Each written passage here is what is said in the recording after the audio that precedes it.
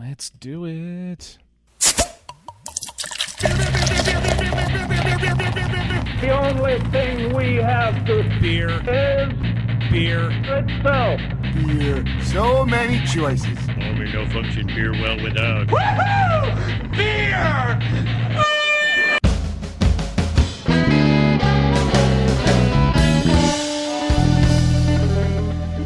Hello and welcome to another episode of Beer Busters. We're going to bring you the news and reviews, of course, of your favorite brews. I am Dan Baker. I am joined by my co-host and brewologist, Steph Hefner. and of course, the demented and fermented Wayne Baker. One of the silver linings of 2020 is that we were forced to go digital for the podcast, but in that comes the benefit that we are able to expand our reach a little bit and have people on from breweries we may not have had otherwise, like from a town called Lewistown, Pennsylvania, which I went on the old Google Maps earlier today. That is 3.5 hours from Philly without traffic.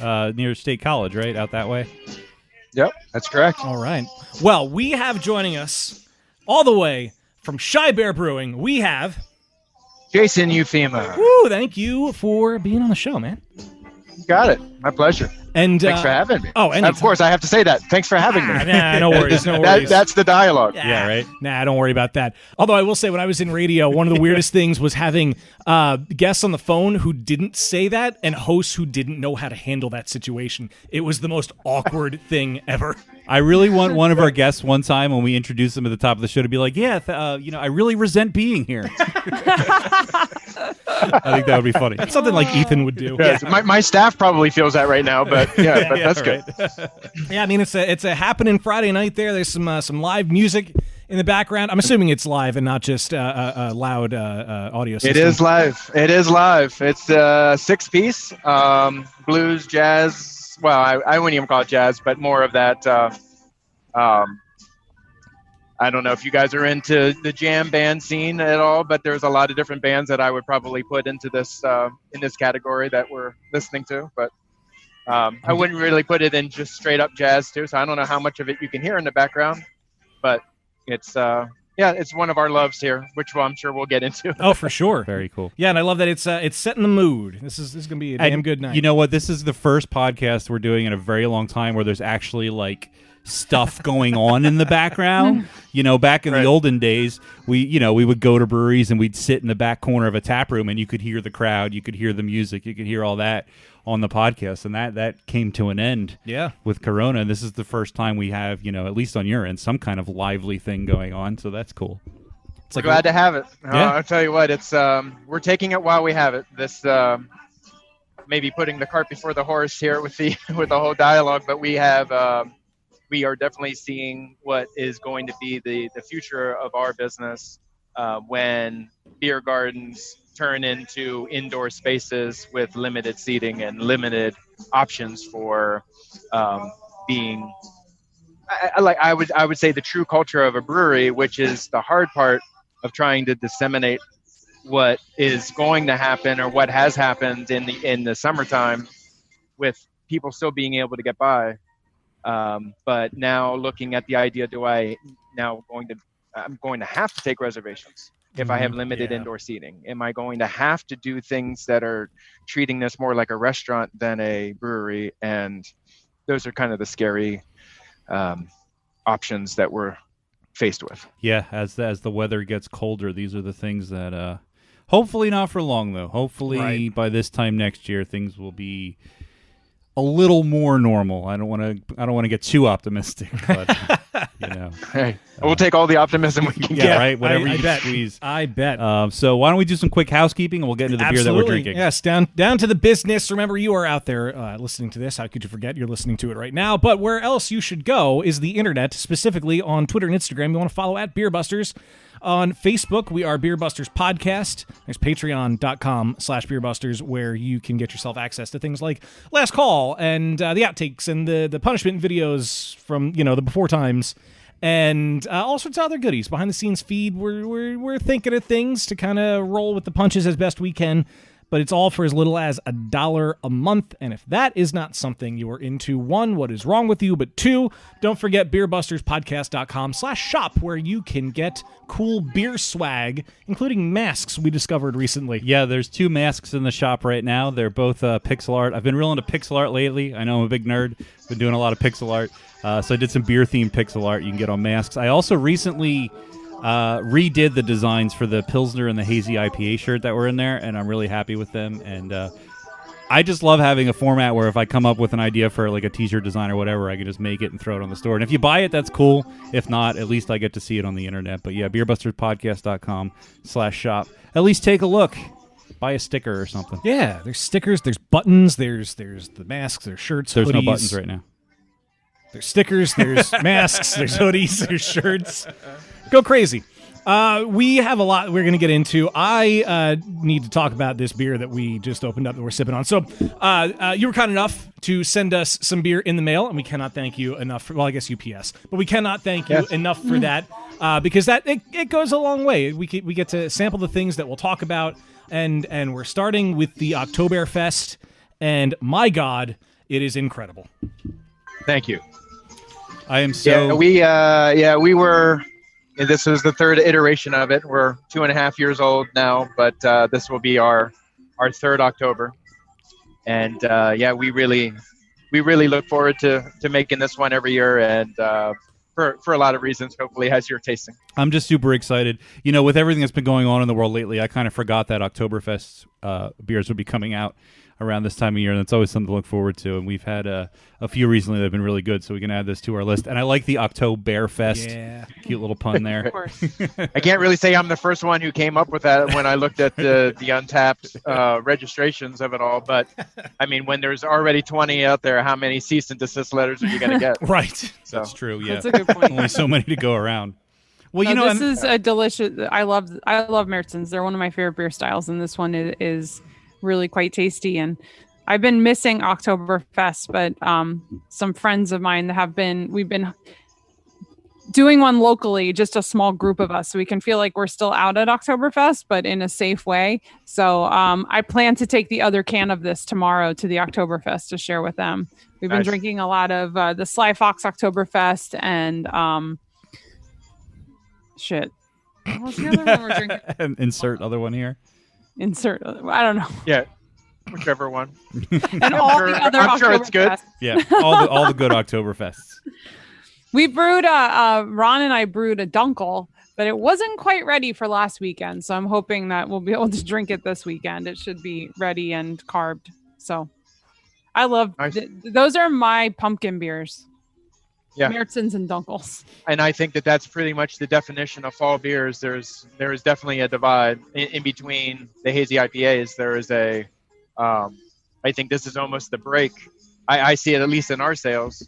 I see the people who normally come in and are regulars who are drinking hazy IPAs. It's certainly this is their own internal break from those to drink lagers and a little bit more seasonal things that aren't. But for the people who are looking for the sweet side, they're going for the pumpkin beers. And then we made a pumpkin beer that was very coffee forward, more latte than pumpkin ale. And that was our way of kind of spinning it. But I don't think I sent that to you guys, but if I did, it's probably one of the last few cans that we actually had. It was very, very popular. We have the toasted coconut breakfast stout. Yeah, that's a different one. Yeah, that one I'm really excited for, but I think too. we should save that for later. Yes, I agree, but my mouth is watering over it. What's a bit of a bummer regarding that beer, as we were looking over the menu, going through the beers that we'd actually be drinking tonight, just to read some of the descriptions. I notice here on your menu on tap there, the Coco Suave, as it's called, is on nitro. It is. So not only am I jealous. Your can is on nitro too. Oh, it's a nitro can. All right, well then. Yeah. I rescind my statement. I was so now obviously you're not going to get exactly the same draft treatment, but I'll probably remind you closer to the point of pouring that is just a nice gentle tug on it a couple times to activate the nitrogen in the can to separate, and then the pour, but don't pour vigorously like a left-hand stout. You want to shake, open slightly, and then pour like you normally would an ale. Yeah, you'll know. probably have to remind us of We those will steps. definitely have to go Yes, through that again a little that's later fine. on. Yes, we're early on in our relationship here. In So. our Yes. adventure, yes. Well, speaking of, I was going to say I'm jealous of the music. I'm jealous of the cool party vibe going on in your background there. I was going to say I'm jealous of the nitro, but not anymore. But why don't we talk about your location first and foremost, now that we've talked about the Oktoberfest. Basic question, how long has Shy Bear been around? So almost exactly 2.5 years. So we opened St. Patrick's Day weekend of 18. Okay. So March 15th of 18. Ah, the We were Ides of supposed to March. open in April of 2017, but that's like every other brewery who listens to this podcast. There's a lot of things, would-haves and should-haves. So we're no different in that group. So if you opened then and we're supposed to open before, when did the idea first start to have a brewery? About 8 years ago. My coffee company, my father started Rich Coast Coffee in 1978. We're a supplier to restaurants, convenience stores, offices, and things of that nature. And we were at that kind of crux. I wanted to diversify a little bit more out of the coffee world, and he was a little reticent, but I still tried to convince him to at least do something more in the craft scene. So I convinced him at the time to invest in a really high-end small batch roaster called a Loring, and I was roasting 15 kilos of coffee on the spot. Everything that you could, your shade growns, organics, straight origin coffees. And we came to the quick conclusion that our little rural town of Pennsylvania could care less about paying $6 more a pound for really good coffee than they would to pay $6 for a well-made beer. It allowed us to my credit and also to my dismay, we kind of pivoted away from the small batch roasting on site to this to beer a little bit later in the conversation. But I think our town was a little bit more attuned to that after spending on as far as immediately local, we don't have it. That's not what keeps us in business. It's definitely the travelers and people from the State College, Harrisburg, even Lancaster, Williamsport, Altoona. I mean, the area is very broad in our demographic, which makes it great in some ways. But you also can't rely on local business really kind of getting you through a lot of immediate needs, especially like on a bad weather day or anything like that. We're as dead can be. Pivoting to beer from coffee, I think was a smart move, especially considering the area where you are. Like maybe if you're in like a major city, you could probably get a little more traction with that sort of craft coffee thing. But I think craft beer has a much more universal appeal. But so had you had home brewing experience before that? Were you just a beer drinker, or how did that play out? Yeah, so my story, I don't know how much time we have to talk about the story of me. But I started like my real quick and dirty is that I started in the restaurant business when I was really young. I was fascinated even when I was really young. When my parents were still together, the only vacations that they would ever want to take was, let's go to Atlantic City. And that was like maybe 3 or 4 days away from the business that my father would feel comfortable leaving for any amount of time. And they were default gamblers their entire lives. So that was part of it, but I was also I talked them into like maybe hitting a Phillies baseball game on the way. So I had a day for me, and then 4 days of gambling for them. So it was always an interesting thing of our thing. But when we went to those casinos, the Sands and the Claridge and Caesars and wherever we stayed that particular year, I remember just being in love with the hospitality industry. I made it a point when I was that young that I was going to live in a hotel because I just loved it so much. So I guess it was kind of in my blood from the very beginning with the hospitality side. I started working in a restaurant when I was 14, making subs, then making pizzas, then answering the phone, making the pizzas and delivering it, to the point where my boss was basically in the bar next door while I did all of those things, like single-handedly running the restaurant. And it was like, I cooked dinner for my senior prom date, and it was just little things like that you just knew that it was kind of in your DNA. And then after college, I went to University of Delaware, and came back, worked. Actually, from Delaware, I moved to Atlanta for the Summer Games in '96, and there I took a particular position that didn't really pan out for a lot of different reasons I won't get into. But I was down there, and everybody was hiring, and Anheuser-Busch actually came a-knocking, and I took that to work at Bud World in Centennial Park, where the bomb went off. I was there when it went off, and it was a really an interesting experience from the big beer world. And I'll tell you this quick little side note on that. August Busch comes in. It was, at that time, it was the longest bar in the world. They wanted to make sure that was the case. Like, Bud World, we're got to be the biggest. It's got to be the best. It's America. All these people from all over the world is going to come and see and judge us on this bar. Right? So it had to be the biggest bar in the world. And we get there, and we're running the merchandise stands, and we basically have employees doing all of that. So we really didn't have much to do. August Busch and his entourage come in, and kind of like, this is what we've built. And he said, let's get all of the managers together and let's all share a beer. So we thought, this is pretty cool. We're going to meet the CEO of Anheuser-Busch. We go into his back room, all the photographers leave, and he looks at me and my buddy Jay, and he says, so what do you guys want to drink? And I said, well, sir, I'll have whatever you're having. And at that time, they had just made a very under the covers acquisition of Red Hook. Oh, okay. And they open up this big cooler, and of course back then it was like Bud Ice, and, Bud Light, of course, and Bud Heavy. And then over in there's a little corner of stuff, and there was Red Hook ESBs, and August Busch opens up 3 of those, gives them to Jay and I and himself, and here, cheers.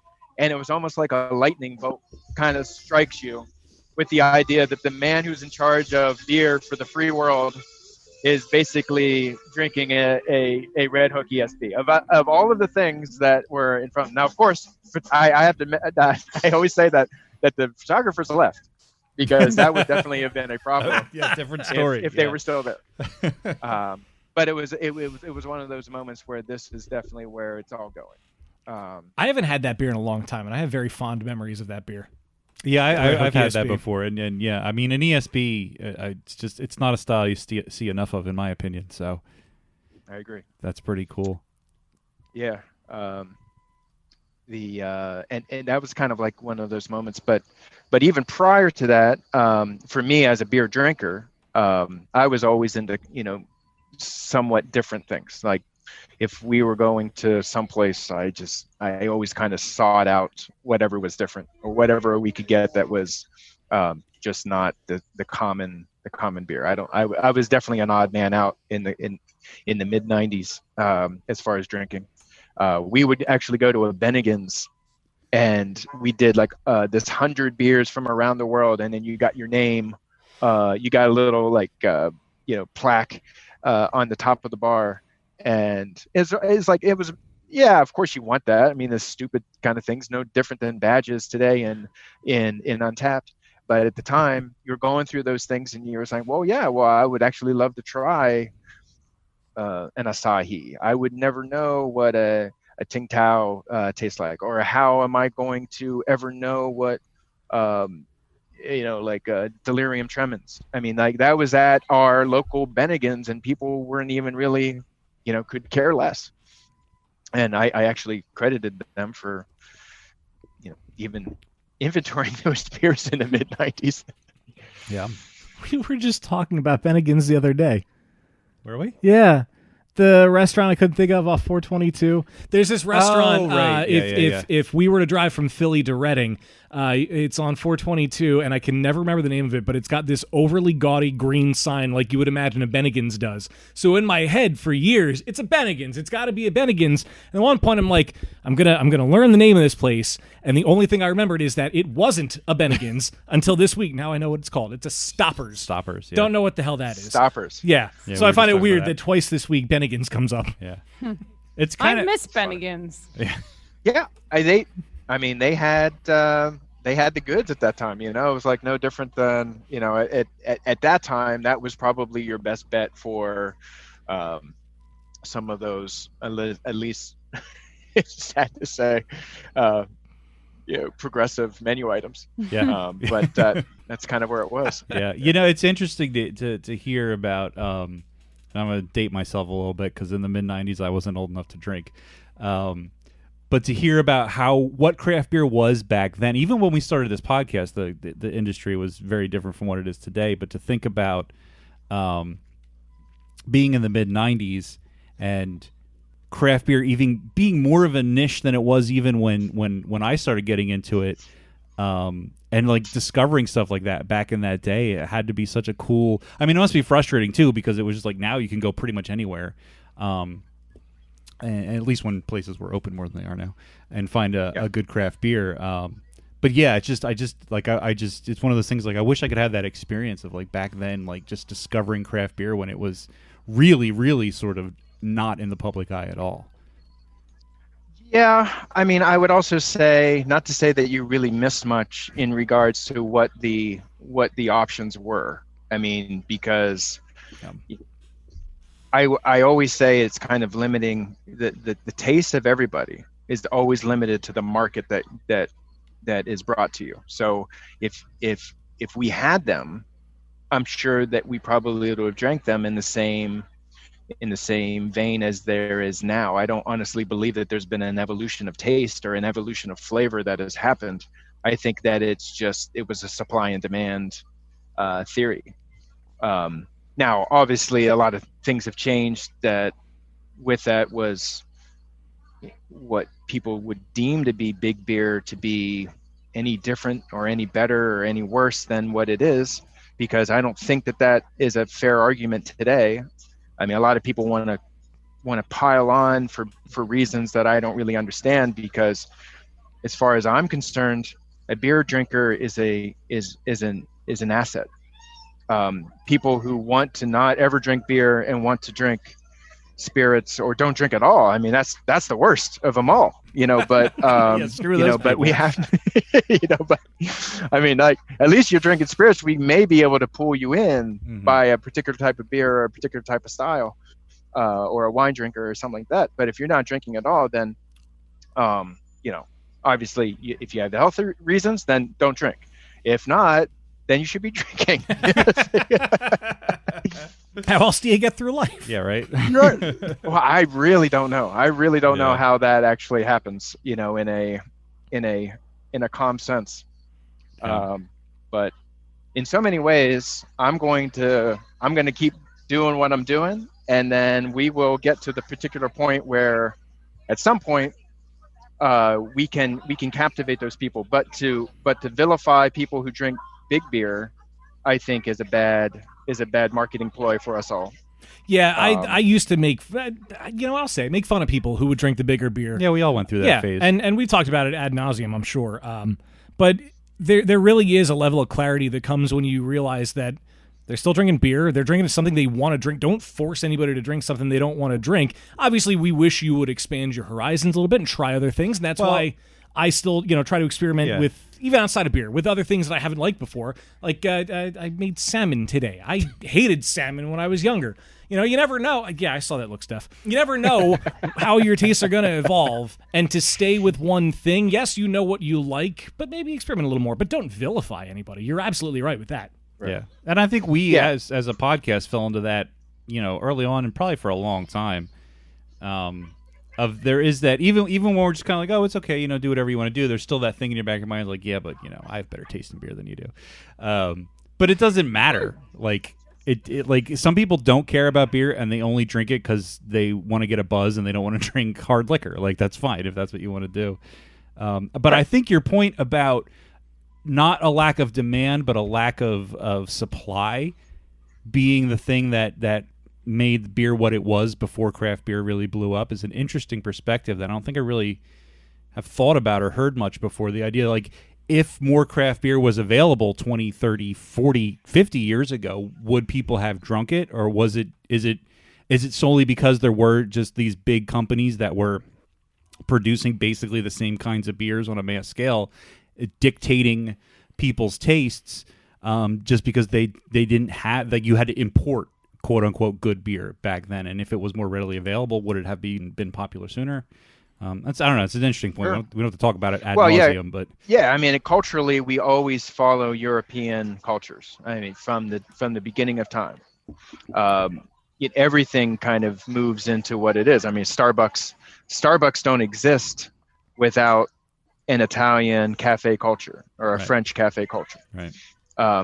Those things are all based on where we are, and their version of craft is more of like their neighborhood makes a beer and we all drink it.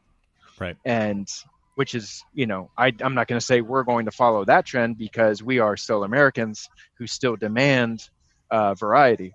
But those are those simplistic things and makes a lot of sense, not just because of water chemistry.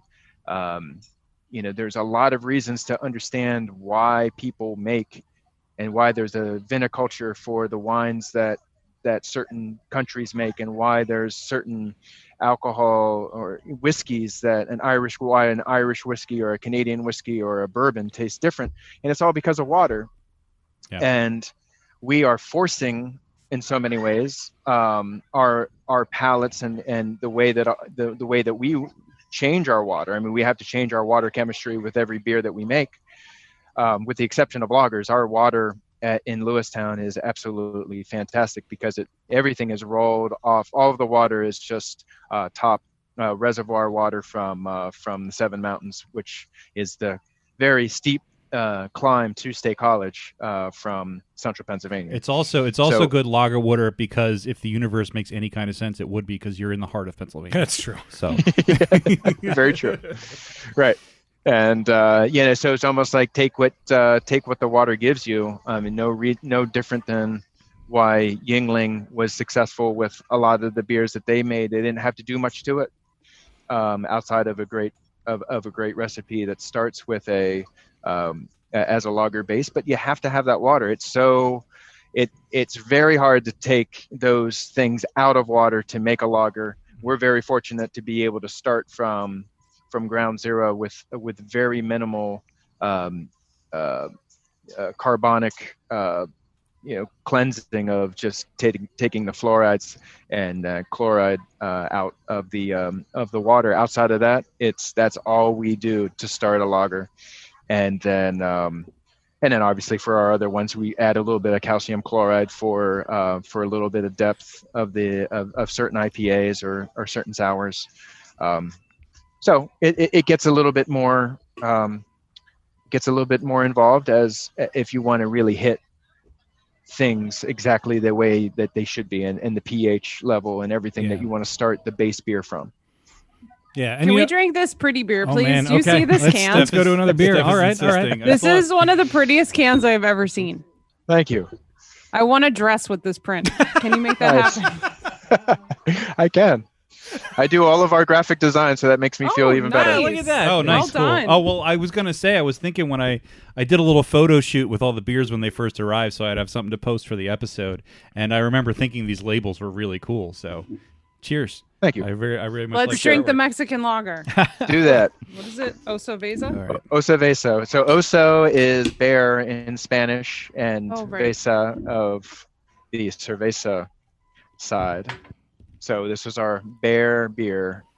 Well, we're talking lagers, and my glass is empty, so Yeah, All right. there's definitely Yes. a problem with that. Yeah. I still have some Oktoberfest here, but I'll sip on that later. There's also Oh, there Obviously, is with one. a little lime and a very hot summer day, you can see how that would be very quaffing. this doesn't need a lime. wafting. Yes. The Corona needs a lime. This Mexican lager does not need a lime. This is delightful and crisp and clean and chuggable. Yes. And it all starts with that good lager water. Oh yeah. There you go. Here is a true testament to the Yes. lager water of central Pennsylvania. Well, and I think, even more to that point is that this kind of a lager, as opposed to like the Oktoberfest we just had, I think more of that will come through if you're paying attention, because I feel like there's less malt on top of the water chemistry in this beer, so you do get that clean, crisp. You're closer to the water, if that makes any sense, when drinking this than something like an Oktoberfest. So, but on that point of water, with your background in hospitality and restaurants in particular, has that sort of fed into that like that uber beer geekiness of like thinking about water chemistry and thinking about obviously malt bills and hop varieties? Do you bring a culinary experience into the beer process? Yeah, I think that everybody. Well, I'll back up.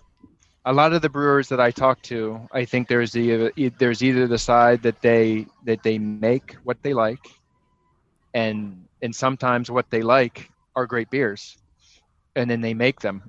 There's other people who like what they like, or drink what they like, and there's a gap between executing something of a style that they like to the true execution of it.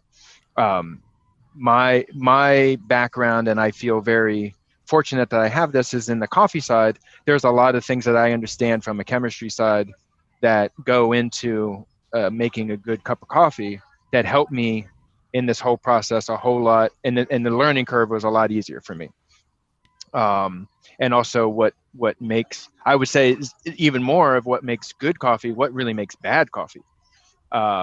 Which to this day, the amount of places, and I'm talking like good bourbon bars, whiskey bars that you would go into, and they want to pour you a $20 shot of a particular single batch bourbon, and you can taste the chlorine in the ice cubes that they're pouring this fantastic bourbon into. And those are the kinds of things that just kind of like make me go apeshit over the idea, like, how can you possibly be serving the very best thing if you can't even control the quality of the ice that's going into this drink?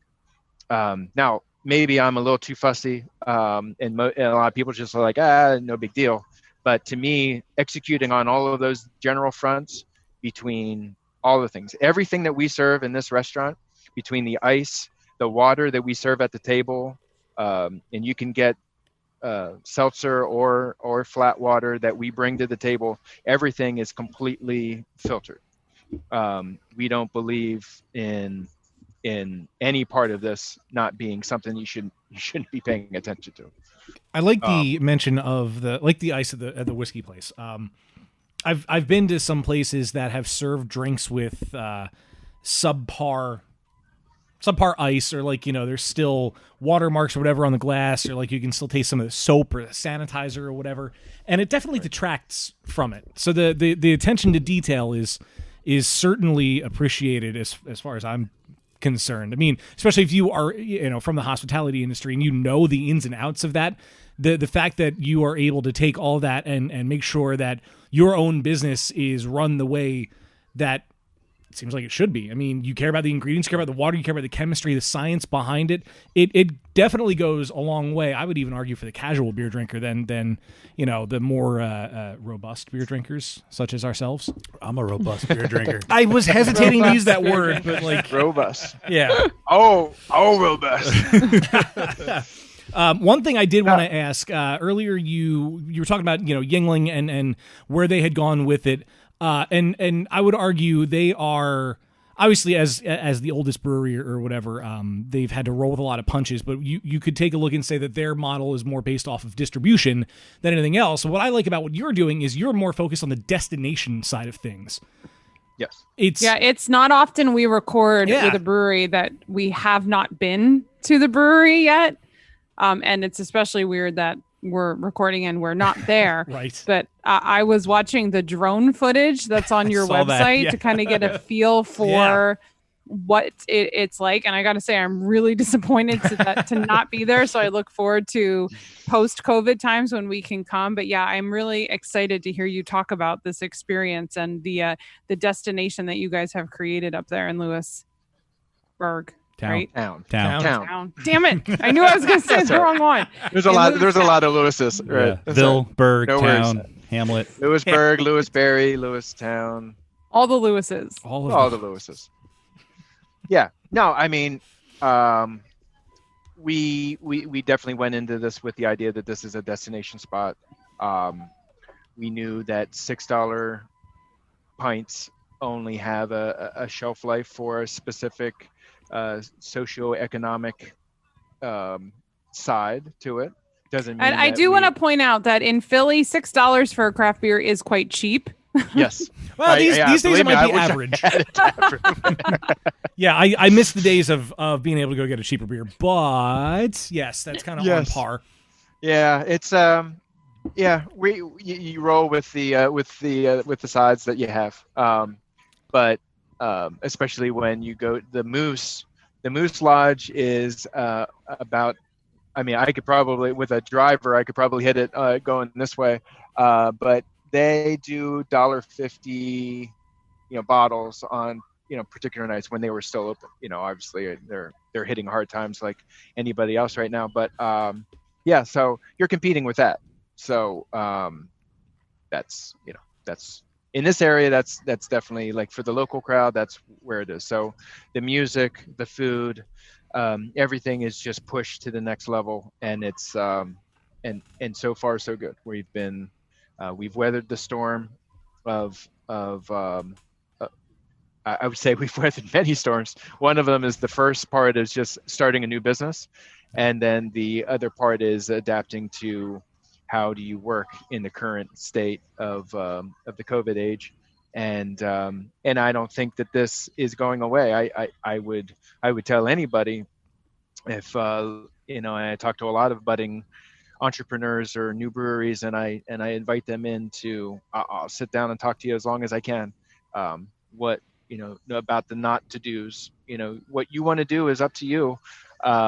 But certainly, if you're asking me what not to do, I have a laundry list of them, and a lot of those things we've changed. But luckily, I had the foresight to be able to put a large outdoor space into our original plan, which has allowed us to honestly, really feel almost no effect to last year's already growth that we had last year. This year, we're a little over our sales of last year, and that is, I think that's a complete testament to the entire experience here. People know that they can come here; they're going to feel safe. We keep everybody 6 feet apart. We wear, we don't wear, all of our servers don't wear masks, but we wear these fancy little shields that still allow us to breathe on 95-degree days. Yeah. And I think that between my wife Jen and I, the main thing that we do is that everything is led by example.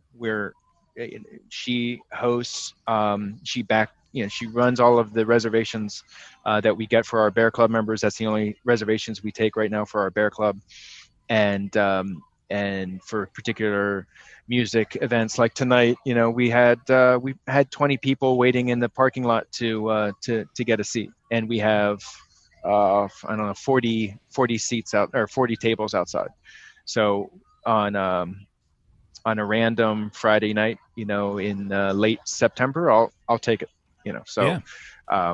But what I was getting to with Jen is that she's just I honestly couldn't do all of the stuff without her. She goes through all of the paces of getting the staff ready, getting them. She does all the scheduling. She does all the reservations, and then we are bussing tables. I mean, Friday, Saturday, Sunday, we're here. I get off stage with my band. In between our sets, and I go and I see that there's like 5 glasses that are sitting on somebody's table. I start bussing tables in between our sets. That's just the.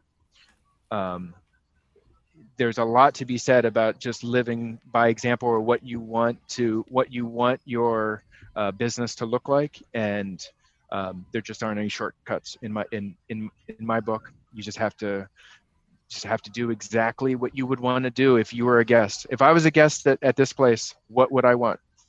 I would want to see. Keep thinking about. I would want to see a member of the band hop off the stage, bust a table, walk to the back of the house, come back out, start mingling with guests, and be like, "Who is the guy? Oh, he owns the place. Oh, really?" I would be impressed. Yeah. I would be very impressed. Yeah, it's pretty funny. It's pretty funny. But I'm just the drummer, so I'm really not a musician. It's just the drums are just kind of like that. It's that little weird space in between reality and musicianship. Yeah. So. Well, there's no music without rhythm.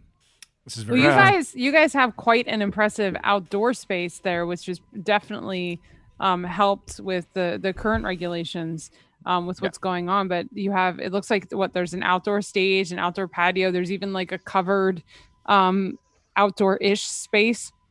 Yeah, so I obviously your podcast listeners won't really get a feel for the whole thing, but this is our main part of there. This is our outdoor kitchen. And Kobe ripping it up out here, but the stage is behind me here, so we'll have a little bit of this little deal here. And where I was sitting that's our outdoor bar out there, but wow, that's our stage. Oh, geez, wow. And then flip back there is our is like an enclosed porch kind of thing. So and then we have 40 seats inside. That's completely inside, and from there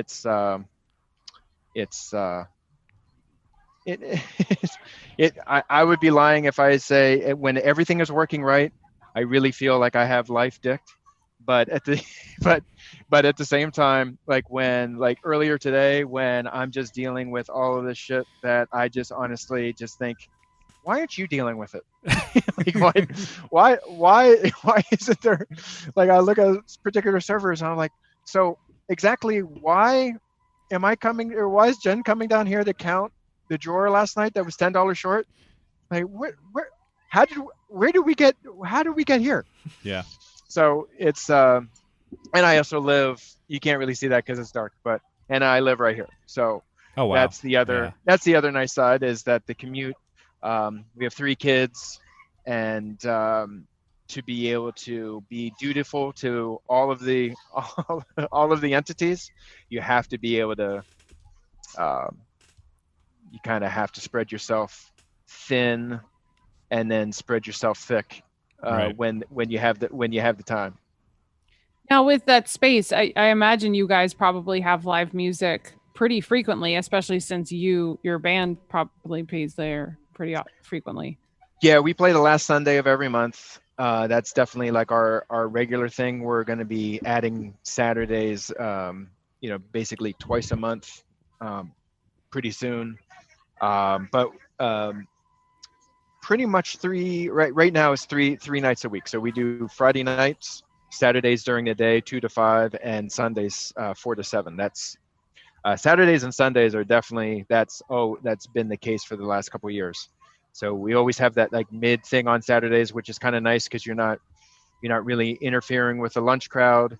You have music in the mid afternoon when normally people may not be coming out, and then we have like the 6 to 7 dinner crowd, and but probably different than, and I don't obviously in the COVID age, I don't know what's going on down there right now, as no one really from our part of the world has been able to get away.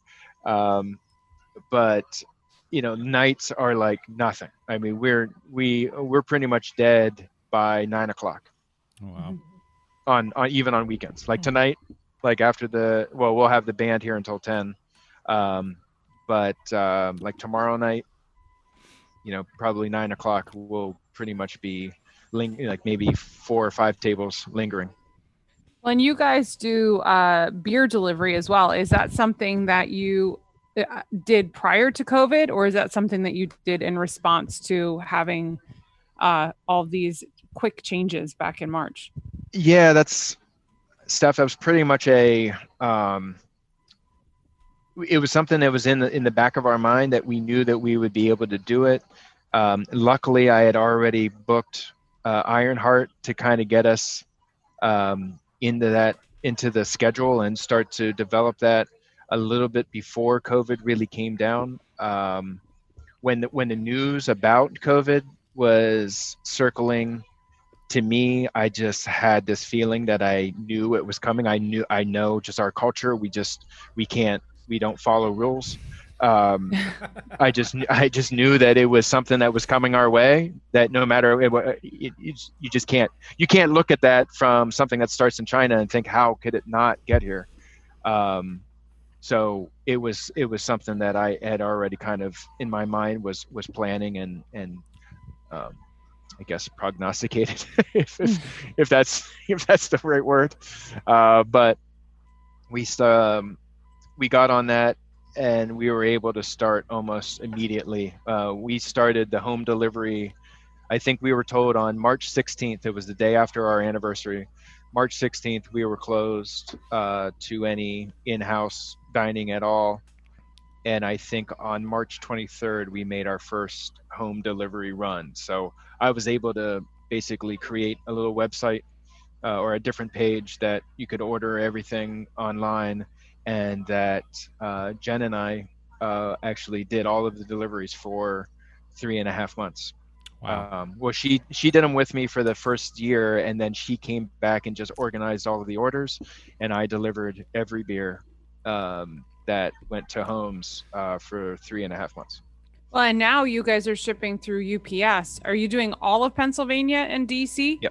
Yes, all of Pennsylvania, DC, all through our website. We use Beer Me as our partner for that side. They're great. It's very easy to add new beers. You basically just pull from your Untapped registry of beers that you have logged in.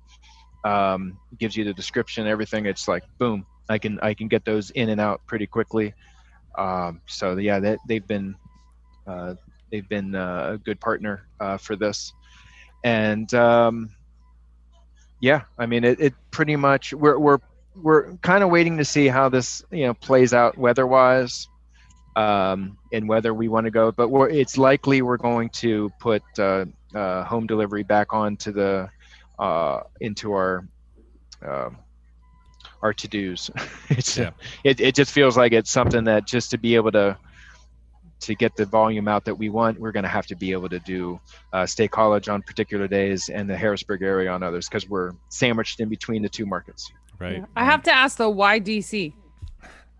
DC does not have any fees to be able to have a license to ship beer to them.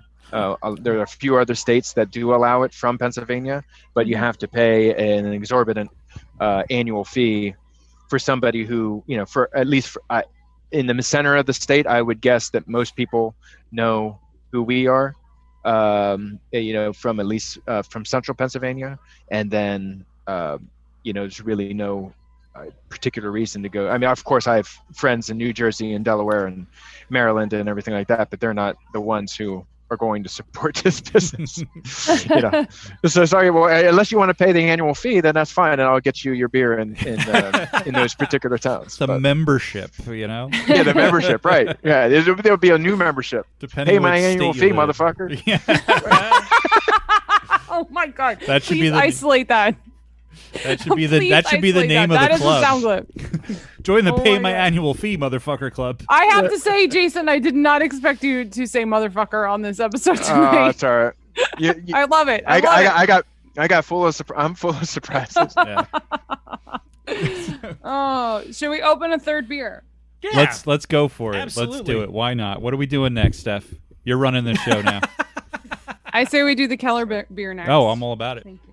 I really like the mobile nature as well. Like, I assume you're on a laptop, Jason.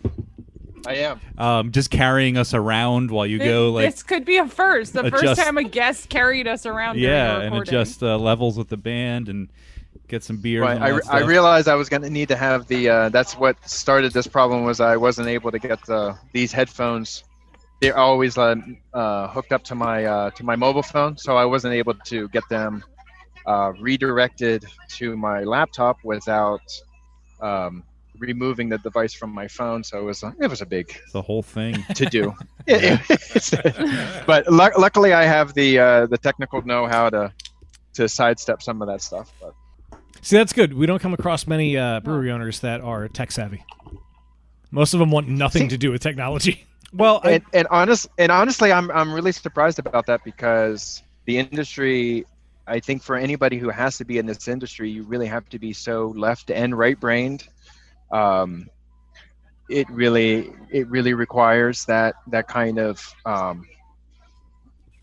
thing that I can see, that you can understand what's missing from both sides. You have to, unfortunately, you have to write relatively well, and you also have to be creative, and then also have a business sense that, I guess you don't have to. Sometimes sales will overtake a lot of the business sense, but from our perspective in this little old sleepy town that we're in, you got to be.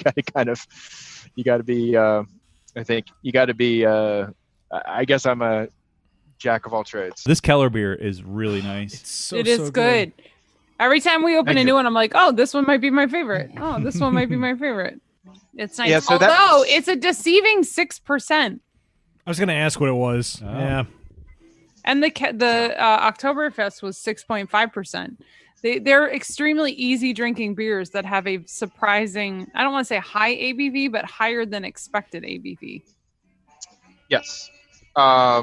Yeah, we know Roger, our brewer, is just a little quick story on him. So he started at Cigar City in mid 2000s, and then he moved to Harrisburg, and then he was and he worked at Pizza Boy in Enola. Right. Yeah, so Roger started in those two places, which were really great. He got to see a lot of two different sides and two really good breweries that have niches in their own ways. And so we were able to bring him on, and has been a fantastic addition. So I credit all of these beers to him. I have ideas of what I think will work, and I'm the one looking at the sales. So I always get to Roger and I say, can we make something that will work in this season for this thing, but I don't necessarily want a lot of it, or however much we're going to be doing. So it's a good partnership that we have together. Speaking You of, have an yeah. impressive amount of beers I on was just going to tap. say that. Yeah, there's a lot of beers on your menu here. And is Yeah, that more than I think that we're really be able to handle after Oktoberfest, which is our annual big thing in this year. It's October 10th, which is always scheduled around a Penn State bye game. But of course, this year that just kind of completely went out the window. So this year, October 9th, 10th, and 11th is kind of like our culmination of that. But yeah, we always just try to get that, and then we'll whittle that down to probably 12 or 13 beers instead of almost the 16 or 17 we have right now. Mm-hmm. we'll whittle it down to a dozen. But yeah, so a large and varied tap list, is that something you have had from the beginning? Is that something you're having trouble you referenced it a little bit, maintaining now, given the potential change in sales and everything? And is that part of your idea? It's like you want to do a variety of beers. Obviously, you have all kinds of different styles on your list here. Yeah, we definitely want it because of the destination side. You never know. People are going to come here without a preconceived idea, or without a conceived idea of what they want or what they know that they want. So we want to make sure that we have that nice little mix, set up for them. And then of course, I know there's different parts, and I'm trying to frame this the right way because, as a consumer and as well as a producer, there's always an ebb and flow of what do you want to make and what defines you. And I always don't, and you always make the crucial mistake of trying to suggest you're going to be all things to everyone. So there's that mix of I want to be that person that understands it's existence of a beer, but don't get too serious about it. You realize that that the beer that you make is going to identify you, so just let it be what it is, and like don't try to be too cerebral about the beer. And even though I talked before about being so fancy about the water chemistry or the type of serving glass it's in, those are little details, but the big details are really just trying to be as amenable to people and the styles that they like. And I will make as much as a particular style up to a particular point that they like. But to me, it makes no sense to make 8 hazy IPAs if I can make 3, and I'm like, it's not like those people are going to leave because I didn't have 8. Right. If I have a few options there and I want to do some classic styles, I want to do some sours, I want to do some that are like fruited sours, I want to do some that are off the wall. Our Eldritch, if you get to that, is one of my favorite beers that we have that we have here, but it's our lowest rated beer that we've ever made. So I feel like we need to talk about this beer. Yes. Because this is the perfect conversation to insert it. Lichtenheiner. Eldritch I will admit I'm Lichtenheiner. equally excited and terrified to drink this beer. I can assure you that it is perfectly balanced. But I also will tell you it's that not going to kill you. Yes, that with smoke and chipotle, which chipotle is smoked to begin with, so you're going to get it was slightly smoked. It was only a 15% smoke malt that went into the malt bill. And then the chipotles are Mecco chipotles, which is and we actually decided to do an origin chipotle with this. So the idea was really you're going to get smoke as well as spice, but it's that lingering spice. But it definitely tastes a lot different with food than it does by itself. But and it's also a sour, we should mention. Oh, yes. A What? sour with So key lime puree. Yeah, a sour, smoky, smoked- spicy. I mean, It is the kitchen sink. That's So, Yeah, but I honestly believe, like, especially with a burger or our tacos, there isn't a beer that I wouldn't rather have, with food. See, the notes say we suggest drinking it with a flavorful food item, and I was going to ask. So, do you mean more like savory, like the taco, like the burger, or would there be other items that you would recommend? Or if you were going to do, say, I don't know if you guys may do like food and beer pairings, what would you recommend off of your menu if you had to pick like 4 things to go with this? Or for Steph as a vegetarian, what would you? they have a vegan burger on. There you go. All right, We that answers do. that. We do have the vegan burger. We have our Brussels sprouts are completely vegan that we fry, and we actually have our own separate Brussels fryer. sprouts. Steph, you'll be happy to know we fry all of our individual things that All never right. even touches Nice. meat or fish. But we have. It's really. I would say it's not even necessarily. I'm not even gonna get so picky about the pairing side of that beer as much as just with food in general. So if it has an assertive general flavor component with it, the beer tastes completely different than if you just drink it by itself. Okay, so And especially if you drink it before drinking anything else. I have Yeah. Trader Joe's garlic naan crackers, Perfect. and we made a vegan spinach and artichoke dip. Oh my god, There we Will go. that be good enough? Bakers, what do you have? we don't have any food. I mean, we have food over there. Yeah, we didn't prepare anything. I have broccoli in olive and balsamic vinegar that I have a little bit left Oh. of, and mashed cauliflower that's got some nutritional yeast in it. Who are you? I know, I know, right? right? I know. I All right. know. That'll work. Whatever. I mean, honestly, it's really not even that finicky Oh. on what you're eating. Got It chips and just definitely Yeah. changes the. There's something about the flavor compounds, just the way that it lands on your tongue. It's definitely different with food. I most certainly want to drink it, and I still have. Yeah, I'm still Other sipping on beer, that Keller so- beer, which I did want to interject. I don't know that we even said the name of it. I want the people listening to know what we're drinking. The Keller beer is Seller's Market. The people have to know, man. The people have to know. A play on the Keller Cellar thing. It's So I just wanted everybody to know, like, if they want, if, like, we're talking about how great this beer is, and they want to find it. It's called Seller's Market, the Keller beer. Buy it This and drink literally it. tastes like a can of chipotle peppers. Oh boy. That's an interesting statement. I don't want to chug this, but I also feel like No, I still have some Keller beer. It's like my backup just in case. how did I forget we had those literally right behind us? Dan's just grabbing more glasses from the set. From the set. I kind of want all three of us to taste this at the same All right, time. I'll open it. All right. While you're opening that, because we mentioned the food, I'm going to ask about the food because I love food. Because you love food. How in the hell did a lasagna burger come into somebody's mind and then make it to the menu? It sounds amazing, but I would never think of Well, that. So Altoona, which is just west of us here, they're actually known for a particular thing called a pizza burger. Okay. So this was basically a take on the pizza burger, but we made everything. We made our own marinara, we made our own mozzarella, and then a basil pesto that goes on it. So I know pesto typically isn't going to be in a lasagna, so it's more of a Greek pistachio kind of take. So it's kind of like grabbing all of those things. But the other thing that we do is that we take mozzarella, or we take ricotta cheese, and we fill the burger with ricotta before we put it on the grill. Oh wow. Sorry, we're awesome. conferring over here trying to figure out how we can make this vegetarian. There's got to be a way to lasagna do burger? it. Yeah. I'm sure.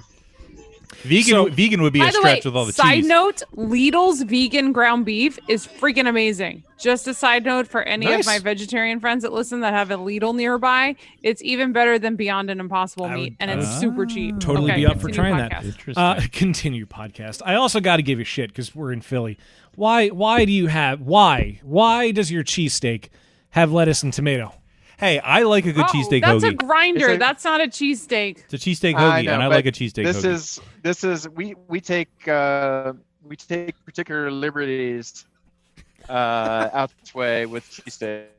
California take on it with the idea that we could, I think, in your neck of the woods, obviously the cheesesteak is so incredibly part of the dynamic that I would actually say that our side just adds a little bit of freshness, which is a counterpart to. But that's exactly what shouldn't be in it. Why are the veggies and the meat should not touch? I don't know. I disagree. I agree to disagree. I would It's totally like be it's a cheesesteak hoagie. right. It is. No, That's what I would absolutely be on board with. I just had to give you some. That's what some they call shit, it. In 'cause- Philly, they call it a cheesesteak hoagie. Back in Reading, they always called it a California cheesesteak. Yeah. Yeah. Right. Exactly. But yeah, it's good. I It's just- not a cheesesteak. It is a variation of a cheesesteak. I will say that there is a distinction, but I think it's good. Similar to, but legally distinct from cheesesteak. Yes. I had to give you shit. I'm sorry. All right. I would totally try it. I would agree.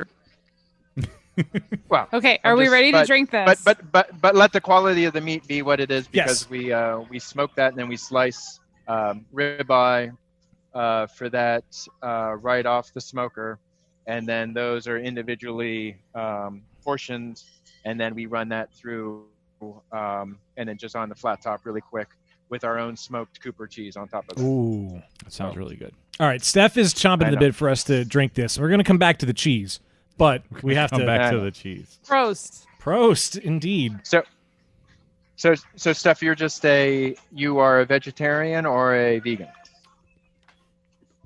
Or We've been It asking depends- that for It years. depends when you ask her. Woo! Depends when you ask. Okay, that's fine. This is really freaking good. Wait a Yeah, it minute. is. Oh, I think I just there was a episode that I listened to before. It was like you only drink you eat cheese, you eat cheese when you're drunk or Yeah. something like that. Yep. Yes. That is That true. was I think I heard that when I was I listen to the podcast when I'm running. Oh, nice. Nice. That's a first. I've never heard that one. We listen when we're driving, we listen when we're brewing, but listen when we're running. You might be the healthiest person that listens to our podcast. It's possible. That's where I'm just trying to not really pay attention to my own heartbeat. Yeah, fair. yeah. trying to think of something else, and I'm not like, and even though I love listening to music, I'll listen to music when I do a lot of other things, but not with that.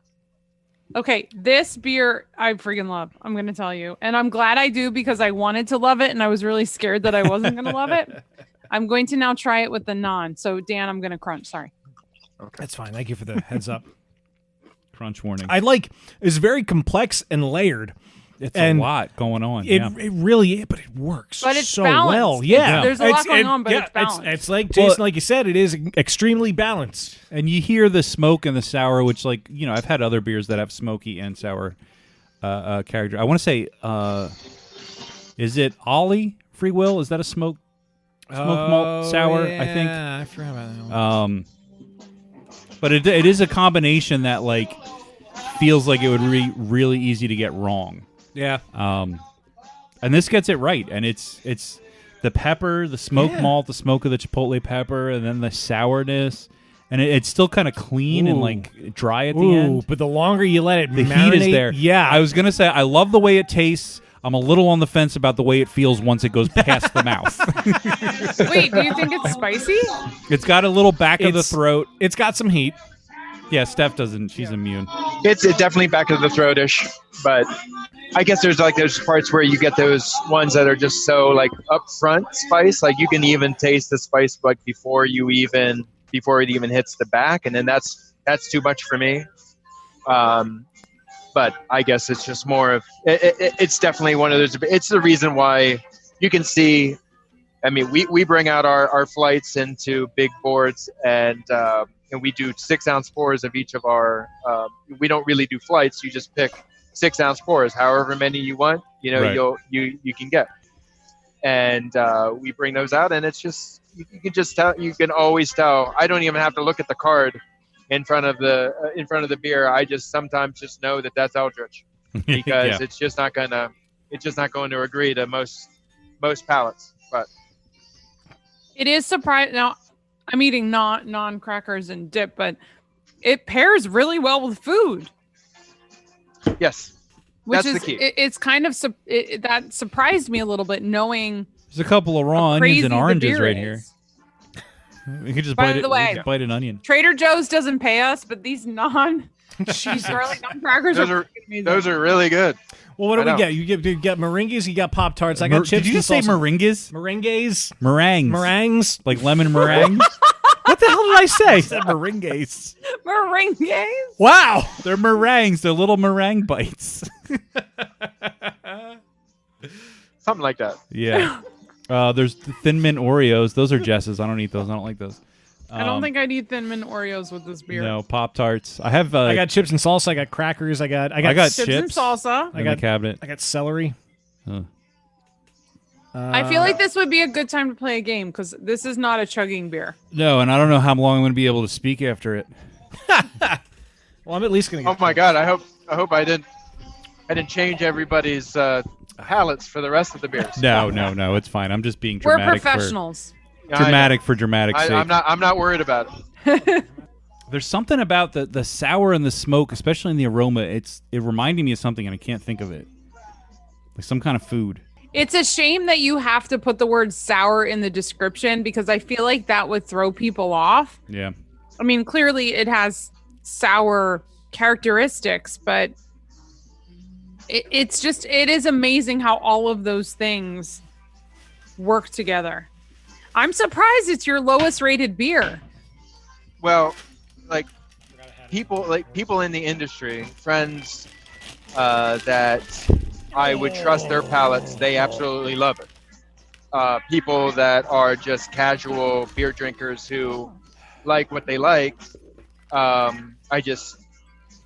don't think that's a gateway beer to anywhere. And I don't think this is a good beer for a flight. I feel like this is the kind of beer that you need to have more than 4 or 5 ounces of to really appreciate and enjoy. And a lot of times when people get a flight, it's like very quick 1 or 2 sips and it's an instant judgment. And this is a case where I feel like you need to have time with this beer and like understand it and caress it and appreciate it for a while. Correct. You know what I mean? Yeah. Oh, I do. And So I last feel year like your we low did ratings are probably like flight drinkers. Like you didn't I give would it agree. enough time. Yep, I would definitely agree. There was a 11 ounce pour we did with it in a thing last spring, with a nice big wedge of Stilton blue cheese. Oh. And that was I would like do that. blue cheese. That had enough of it on its own to also kind of coat your palate. That when you were drinking that beer, it then really made it just sing. So that was probably the best pairing of that beer that we ever did in a specific thing. And we actually just did it as an appetizer. It's kind of like a twofer kind of special for last spring. I'm just going to throw out there that this actually works very well with white cheddar popcorn. Yeah. Hey, I would imagine. Well, damn. I thought you were going to say, well, Dan. I thought you were talking to yourself. Well, Dan. Well, what Dan. What are we doing next? What's up next, Dan? Yeah, let's do the thing. We're going to play a game? We're going to play the game All right, and nosh on some white cheddar popcorn while we're drinking some Eldritch. We're playing a game. I love games. Cheers, Internet. And welcome to Happy Fun Time Games. It is the podcast trivia segment that has a funky hop stank, a chemically watery, refreshing taste like rusty copper with some wheat sensations, and is as close to a Märzen as cold oatmeal. These are just some of the fine turns of phrase found sprinkled throughout the deep well of bad beer reviews on Beer Advocate. Oh, no. Everybody knows what that means. Oh, no. I will say once again, I've said it before, but I want to clarify. I know that Untappd is the much more popular place to review beers, but it's also impossible to sort and search ratings on Untappd. So I use Beer Advocate because it's much easier to find the really funny ratings. Just FYI. And if they ever want to sponsor the show, or this segment in particular, hey, it's out there. But yes, so this is the game where we talk about bad beer reviews on Beer Advocate. I'm going to tell you an excerpt of a review. I'm going to leave a little bit of it out, and you're going to have to choose between two options what the actual word or phrase was in the review. And because it is Oktoberfest season, this is Bad Beer Review's Oktoberfest edition. And also Märzen's. Because Steph will again tell me that they're not actually exactly the same thing. They are not the same.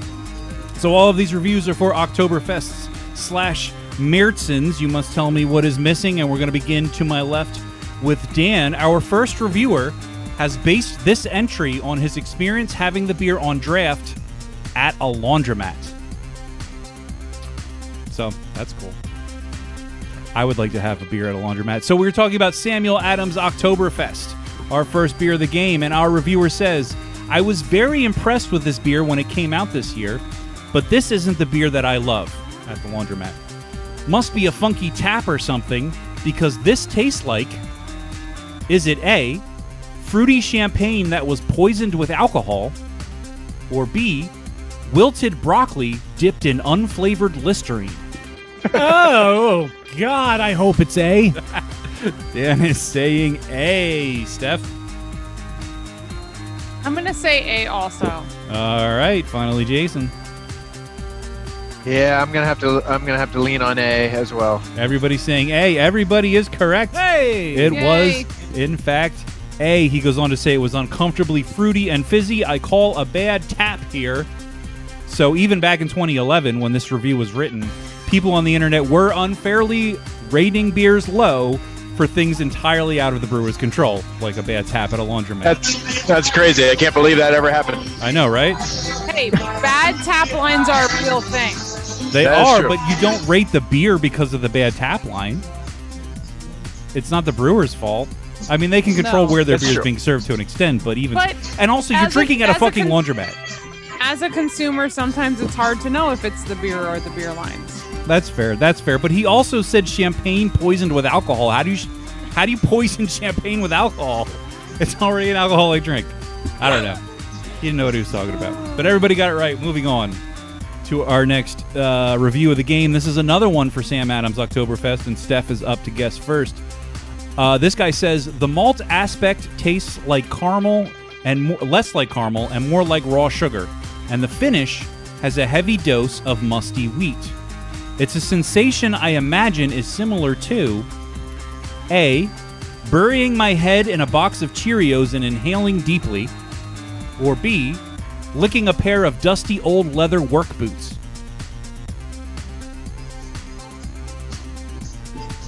Well, A makes more sense, so it's probably not A. I'm gonna go with B. All right, Steph is going with B because it makes less sense. Jason? I'm going with B because I think stuffing your head in a box of Cheerios would actually be a nice sensation. Yeah, I right. agree. Yeah. All right, fair. And finally, Dan. Yeah, I'm going B for the same reason. Oh, everybody's saying B. Everybody's wrong. Oh, It is the fuck this guy. Cheerios. This Yeah. person hasn't Man. delved into a box of Cheerios. Should have bucked the this guy trend. should never go to Buffalo because Buffalo literally smells like a box of Cheerios. Oh, right. Nice. You figure I don't it'd- think it's bad either. Like, figure it I would smell like buffalo wings up there. Yeah, maybe. Or No, it Buffalo's smells like Cheerios. wet dog. He goes on to say it's not. Do they actually make Cheerios in Yes. Buffalo? Or? Yes, Okay. they do. Oh, really? Oh, I thought it just smelled All like Cheerios.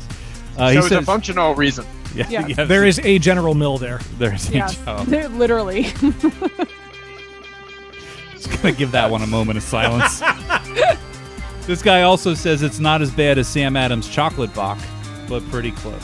What? That's a good beer. I've never had that. I don't think. I don't like this person.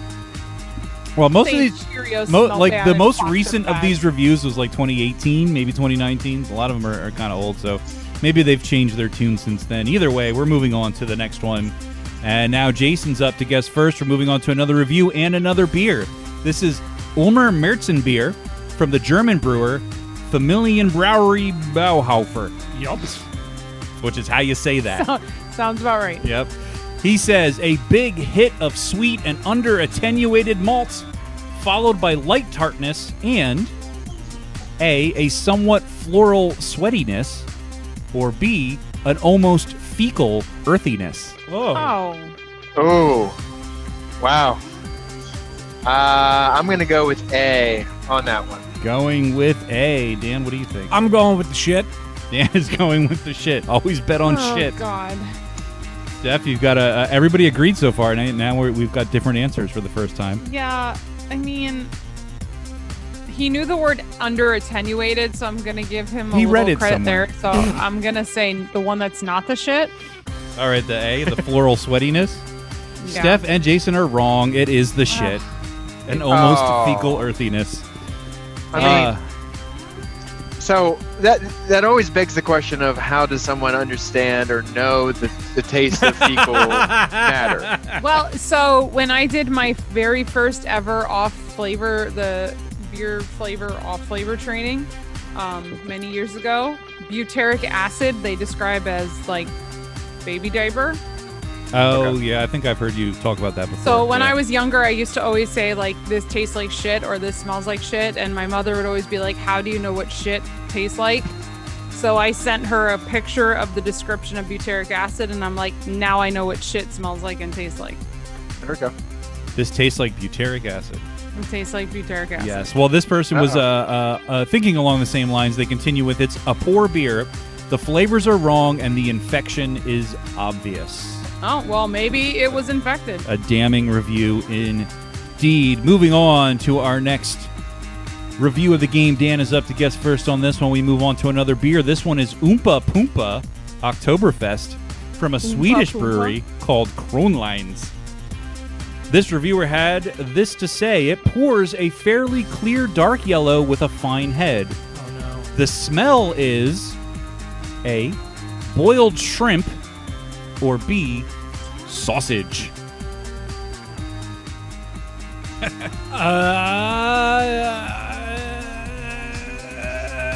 Boiled shrimp. Dan is going with A, boiled shrimp. Steph, what do you think? Damn it, my strategy was to go against Dan, but I thought he was going to say sausage because I was thinking boiled shrimp. Ugh. I will also say boiled shrimp. All right, two boiled shrimps. Jason, agree or disagree? How many questions do we have? Because I have to win. All right, well, this is the second to last. So once we finish this, I'm going to go over the This scores. is the penultimate. This is the penultimate. Because I was going with the penultimate. boiled shrimp myself, but I'm just gonna go with boiled shrimp. I'll weigh my chances on the next round. All right. Following the herd, not a good strategy because it is sausage. Everybody was wrong. Yep, sausage. Well, on the upside, nothing changed. And to clarify, he continues, not good tasty sausage, but cheap who knows what's in this crap kind of sausage. Taste is the same damn sausage, along with some butteriness and a muddled, clumsy bitterness that doesn't marry at all with the slight smoke from the sausage. And some floral notes on the finish. If you're keeping score, he said sausage 4 times in that relatively brief review. So a lot of sausage is a veritable sausage party. This guy must have a lot of sausage experience. God, let's see what Sigmund Freud has to say. A lot of sausage experience. That's getting written down. So we are on to our last question of the game. So we're going to recap the scores real quick. Dan is in the lead with 2 whole points. Trailing behind, tied with 1 apiece, Steph and Jason. So the best you guys could do at this point is tie. Not that there's anything riding on this. I say the opposite of whatever Dan says, even pre-question. Whatever Dan says, put me down for the opposite. Okay, well, here's the problem with that. Because Dan's in the lead, he gets to guess last. No, usually you let whoever's losing guess last. All right, fair enough. We'll make Dan guess first. Oh. And then, okay, we'll do that. We'll go Dan, Steph, Jason. Since Jason's our guest, we'll let him guess last. Our final review of the game, moving on to another beer. This is Eyinger Oktoberfest Märzen. I had that last weekend. A brewery we've actually heard of and can pronounce. Their Celebrator is delicious. This guy, after saying... Celebrator is legit. Well, this guy did not like this beer. He said, he said the aroma is vaguely reminiscent of ginger, and then moves on to the taste and says, about the flavor. It isn't weak, and it isn't wishy-washy. Unfortunately, it's unpleasant. Strangely, the first thought that I had was that this tastes like, is it A, the breading on fried chicken, or B, a slightly burnt and buttered English muffin? English muffin, and I'll be right back. All right. Opposite of Dan. All right, so Steph is saying A, breading on fried chicken. Dan says English muffin. Jason? So at this point, I'm just basically gunning for seconds. So I'm going to go with my gut here. I'm going to go with the English muffin. Going with the gut with the English muffin? Not a good strategy. Steph was correct. It is the breading on fried chicken. This reviewer goes on and concludes concisely with, it smells and tastes weird to me. Well. So we add up the scores real quick here and see the results of the Happy Fun Time competition. Tied with 2 points apiece in first place are Dan and Steph. Right behind with only 1 single solitary point is Jason, unfortunately. I obviously I am not an aficionado on bad reviews. Of all the games we play, this is the most of a coin toss. You really don't know. It's just random phrases. So no shame in losing. But I want to win. But no punishment. No punishment. If we were there with you right now, true. You would be drinking something gross at the end of the night. But because of That's Corona a win. and social distancing, we are not doing punishment videos currently. So That's a But win. I do. Just for the record, I do invite you all to come here at some point, and then you can really take in, because this band is actually really good, and I'm actually kind of sad that I'm missing it. But it's I don't know if you can hear. They're actually doing some Allman Brothers right now. That's sounding really good. That's awesome. Yeah, I can hear it. Yeah, a little bit. Yeah, very cool. I mean, it looks like a wonderful spot. It looks amazing, and I know this is something I wanted to bring up earlier, because I know restrictions are starting to be relaxed and people are going out to breweries and stuff, and that's great and that's cool, and I hope everybody's safe and everything. We're still doing the podcast like this because we have the extra added thing of talking directly into microphones and spit and shit going into that, and having to touch equipment, and it's just really difficult to keep the distancing logistics. I don't want to do the podcast in a mask. That feels weird. So we're still doing it this way for now, just if any of our fans are wondering why we're not attempting to go out there into the world. Well, some people are. I don't blame you. Yeah, it's just on top of extra complication. On top of everything you need to worry about internally. That's this is intended to be a something that's fun. Yeah. Well, and it has been kind of cool because we can connect with people that are a little further from us. So a little tease, our next guest is actually in Denver, Colorado. Yeah. Which is not a place we would normally be able to travel to record a podcast. So, I mean, there are some pluses, and we can all get drunk and then just pass out in our beds, and no one has to drive home. Yep. So, Yep. There are positive things There too. are And I can just positive leave things. my microphone set up all the time. Exactly. And don't have to clean up equipment. Plus, I'm also jealous that you've got live music where you are. Well, he can just We stop are- at home too. He lives Yeah. right there, so Yes, I can. It is. You know, you everything is a return on investment of how you look at it, and but music is by far one of the most universally accepted ways of being able to, from a cultural standpoint, from this togetherness, you could just be hearing great musicians do what they do, and it really just almost transports you away from anything that you're thinking about, similar to a great movie or anything like that. But everyone right now has seen plenty of those. I mean, I don't know. I mean, at least from people I talk to, I'm down here all the time, but people tell me that their Netflix, you know, like they've basically run out of things to watch. I'm like, last time I checked on Netflix, there's 1,000 things that I haven't even tuned into yet, but that's fine. But I honestly, I think music is has this unifying effect. Yeah.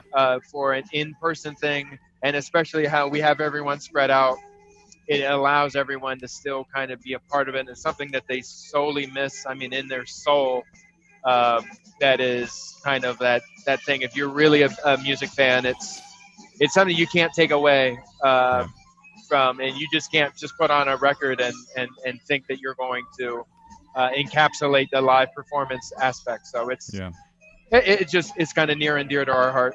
Well, and even like a lot of musicians have been doing like the live streaming online, and we're kind of getting into a tangent here. We do have some post game obligations to get to. We will in a second, but doing the stream, which is great and cool, and that kind of plays into. I was thinking earlier when we were talking about switching to delivery and being sort of tech savvy, and that's sort of helping you in these different circumstances. The way that like this whole situation has caused.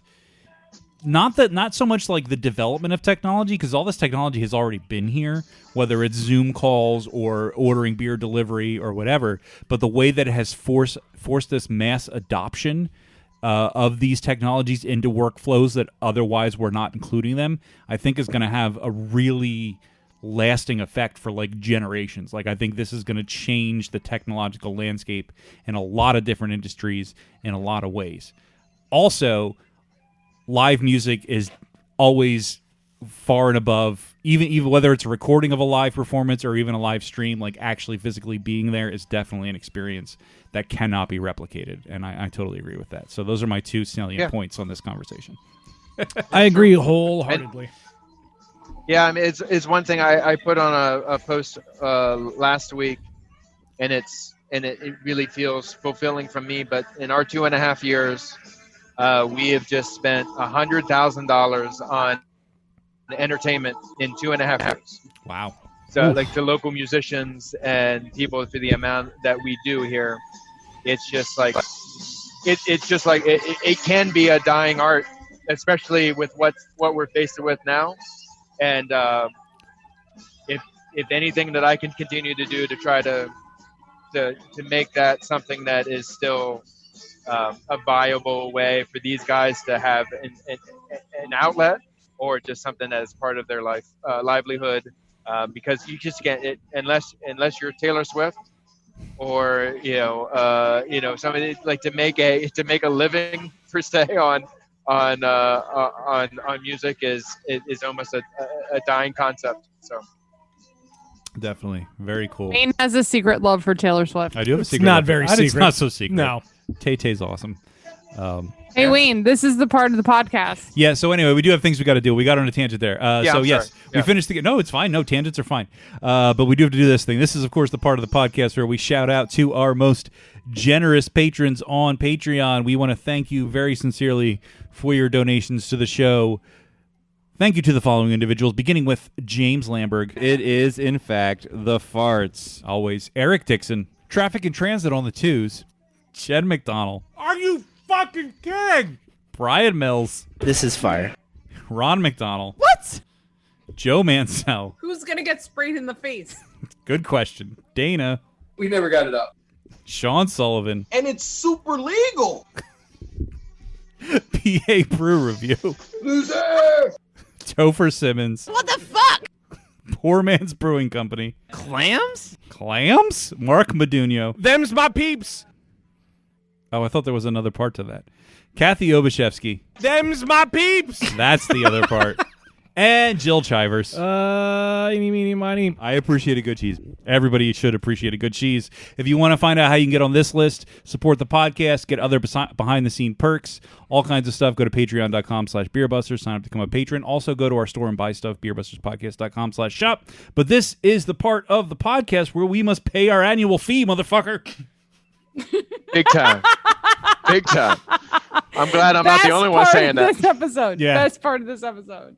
Pay my annual fee, motherfucker. Say, Yvonne, remember when I said I'd have to send away to NASA to calculate your bar tab? Oh, yeah. We all had a good laugh, Mo. The results came back today. You owe me $70 billion. A few years ago, I tried to brew my own beer, very first time I'd ever done it at home, and it did not turn out very well. Things would have been very different if I had myself a Brooklyn Brew Shop beer-making kit. They've been empowering the kitchen curious since 2009, and these beer kits are compact, attractive, and easy to use. And that keeps the space-strapped brewers in mind. You get the same ingredients at home as world-class craft brewers. There's no extract, no sugar powders. Just grain, hops, yeast, and depending on the beer, fun and exotic spices. Each kit comes with everything you need to make professional quality beer in your very own home. And you can even choose a kit for hard cider, wine, or sparkling wine kit too. If you want to get a little more adventurous, they have a new line called Farm Steady do-it-yourself food kits. For cheese, for fermentation, baking, foraging, and more, you get to make stuff at home that you would never think you'd get to do. Bagels and cream cheese, soft pretzels with beer cheese, fresh Italian cheeses, and sauerkraut. And if you visit bit.ly/beerbustersbrooklyn, you're going to get free and fast shipping on orders over $59. Again, that's bit.ly/beerbustersbrooklyn. I would like to drink the Coco Suave next. Oh, Yeah, hold on. There's directions. I almost forgot. Oh, yes. Yeah, you gotta give a couple shakes. We got to Now, get... do Well, you mean let's... shake like up and down, side to Like side? side to side, just like two of them. Yeah, two of them like that. I'm not doing that on camera. This is the video is I know, not being that's right. recorded, That- Steph. It's fine. No one will ever see Oh, this. two. I That think I was- did three. It I could did be up like and down. 4. It doesn't matter. I did like 4 or 5, so it's fine. Now we open it, but only halfway or something? No, that wasn't part of it. You just got to Well, pour it. no, just like you just don't want to. You just don't want to open the whole thing like straight up. Like you just don't want to because there is 2 parts of CO2 in it. So when you do it, you just don't want to you just want to open it slightly. It may fizz out a little bit, but now push it in. And then pull, and then just pour it as normal. Oh my God, it smells amazing. Oh, it does smell really nice. Dan is going to love this beer. Yeah, I'm pouring. I think he went to go take a piss. I'm not sure. Is this their coffee?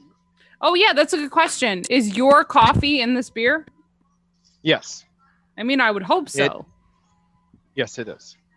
It's our house blend Colombian coffee that we do with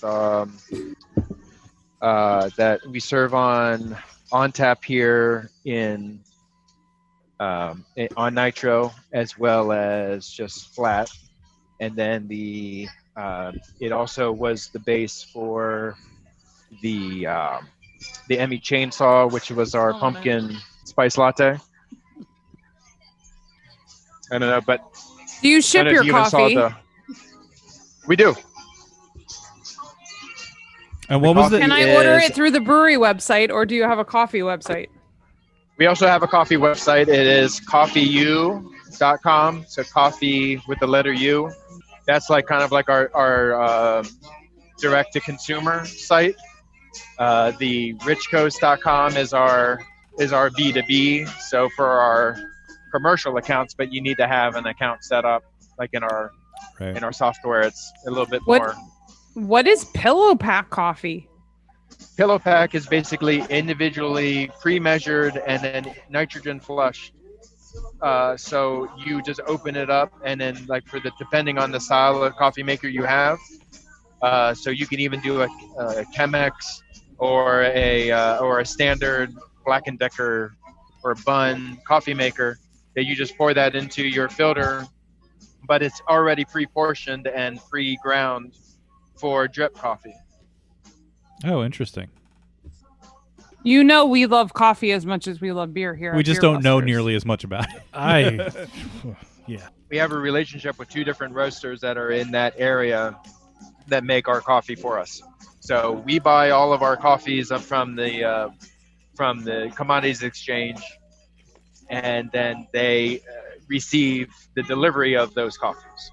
So we have to buy, at any one contract, we buy 37,500 pounds of coffee at a time.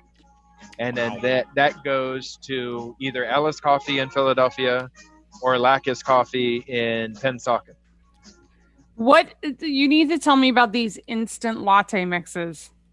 Yeah, so basically that's just you can get like one of those like instant whipper kind of idea, like something that just aerates the liquid. So you could do just hot water and those latte mixes, but that is an instant creamer. So it's non-dairy, but it really depends on the type of instance that you're using. But it's basically that you take like a couple spoonfuls of that, put it into a glass, hot water, and then you aerate it, and then there's it froths up like an instant latte without. But it's sweeter than a traditional latte would be. Yeah. It's really intended to be like the convenience store. Like if you've gone to the convenience stores and they have the machine that pours it the out, cappuccino thing. You just hit the button, and so there's basically that just mixes with hot water and it froths up and it goes in there. But it's basically just a glorified version of that. I like people that own coffee companies and beer companies. Yeah, so it's we like Shy Bear, we like Stolen Sun. Two Rivers, Oh, we like yeah. Stolen Sun. Who else owns coffee and beer? East Hitchhiker. Hitchhiker. They have a pretty extensive amount there. Tattered Flag actually has. Oh right. yeah, and they distill as well. They've got everything. And I was gonna say, and they have spirits. You can brew, distill, or just chill. That's a one-stop shop there. Yeah, that truly is a one-stop shop. Okay, can we talk about this beer? Because I this is was just about It's to. really nice. It's fucking incredible. It's not like when you look at something like this. I think you think about like the gimmicky pastry stout candy bar beers. This has a lot more depth to it because it's just the coconut and the coffee are really the only like additives that are going into a really nice stout. There base. is a little milk sugar, but I feel like this is the kind of beer where that is an acceptable ingredient. It's so bold and creamy and smooth, and this is everything. It's really nice, but my God. what I like about it is that it retains that roasty finish. Like it doesn't finish sweet; it finishes like a more traditional stout. So you get all those extras up front. Hold on, where do I get a coconut bra? This description, I need to read this for the people that don't have a menu. Coco Suave, 75 pounds of toasted coconut, cold brew Colombian Supremo coffee, caramel wheat, flaked oats, and lactose provide all the flavors we want in this silky, smooth stout that will make you want to wear a coconut bra over your rippling tan torso while your curly mullet glistens through the sunroof of your cabriolet with retrofit spoiler. Wow. Can I wear the coconut? That was definitely one of those nights that we probably regretted. Why? That's the best beer description I've ever read. Yeah, Roger and I think had way too many of them, and we just like basically said, we got to go. So our first iteration of this was a beer called Tico Suave, and that was definitely like our plan of just being a coffee based stout, so a breakfast stout. So it was So Tico Suave had the same kind of, the Rico Suave kind of idea. So like, if of course I may be definitely aging myself here with the Rico Suave. I totally had that cassette tape. I am much more familiar with the Weird Al cover Taco Grande. I forgot Taco Grande. Yes. Right. So yeah, it was that was part of the allure of writing something with Gerardo as our impetus. So the rippling tan torso stayed in the description for both, but it started with your flowing mullet coming out of the T-tops of your of whatever kind of vehicle. So I just thought with the coconut side, the coconut bra, and then the cabriolet was more of that interesting little side note to a different type of maybe softer approach to the stout. Oh my god, I love it. Softer approach. I love that there's a sense of humor behind all of this. Well, and I guess that I get, and naming beers is such a personality thing. You just have some people who, and I appreciate the people who just say, I don't even need a name. I don't need a gimmick. I like with what Workhorse beers, just like it's this beer, and that's what it is. And I appreciate that more than I appreciate people who just come up with these names that just they're not even funny, and they're not even they're identified by the brewery itself. Like there's nothing about it that has any real personality. They just come up with some random name that makes no sense. And it's like, I guess, against the identity of the brewery. And that's everyone has their business to do what they want to do. We just we reside more in the let's make it fun thing. And then there's other names that we have for different beers that are definitely more pointed towards either an inside joke or something that is there's some that we have the historical significance. We have our one that I really wish we had done that I would have sent you is our Bavarian Pils. And that one is called the Logan Guard. And the Logan Guard is the first responders to the Civil War, and they actually came from Lewistown. Oh wow! So in our town, cool. There is a thing that's called Monument Square, and it's a beautiful. I mean, it's like a slice of Americana if you would see this our downtown. But in the center of our town, the very center of the town, is a piece of Lincoln's tomb that was sent to us.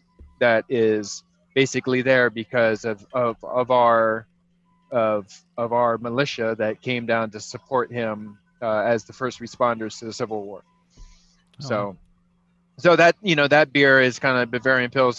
It kind of works out because then the time that they showed up in 1865 is almost exactly the same time that a Pilsner or a Pils at that point was ever made in Germany. It was actually one of the last styles of beer that was ever made in Germany. Oddly enough. Wow. So it was like 1860s that the first Pilsner was ever made. Huh. That's amazing. So, the story and the history and the connection to place and community. I was gonna make a snarky comment when we were talking about crazy beer names, and then you went off on this really interesting historical tangent.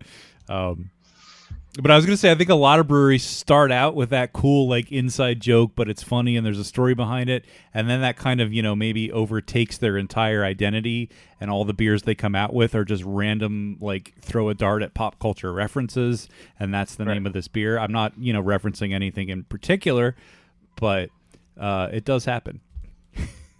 Yeah, we have. So I mean, everybody is subject to some of that stuff. So we actually have every one of our hazy IPAs is named after a bird, like a bird of some sort. So there's like bird puns galore. I mean, we've had Cockatoomy, Two Can Do It,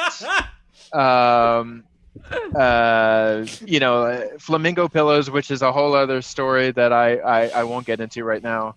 But pillowy, soft. It was a pink guava IPA, so the flamingo kind of worked. But but the rest of it is I can't get into that. But maybe during last call. Maybe during last call. All right, fair enough.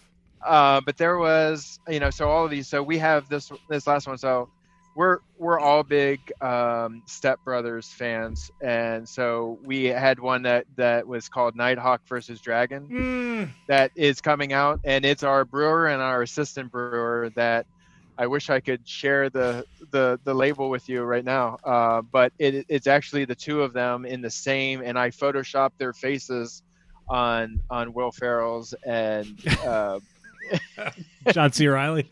And yeah, John C. Reilly's faces in the cardigan sweaters with like the Olin Mills background. I mean, it's just absolutely fucking phenomenal. Amazing. And it was like probably my best Photoshop work ever. And it was like 45 minutes, and I was just like tunnel vision, like I don't care what the kids need. Like right now, I just like we're gonna get this, get this stuff done. That is one of my favorite movies. So it's stuff like that honestly, you have to have fun with it. They love it. It's something that's goofy, and I guess that's the dichotomy of where you are as an identity. It's like, do you take everything so seriously or do everything like that? So we have a local tradition that's called Goose Day, and Goose. And so this Tuesday we have our Goose Day thing. It's a St. Michaelmas legend. So it's something that our town is gonna. I don't want to. You guys. We can get onto other topics, but the idea is. But we created this beer that's called Goose Campbell, like Bruce Campbell of the of fame.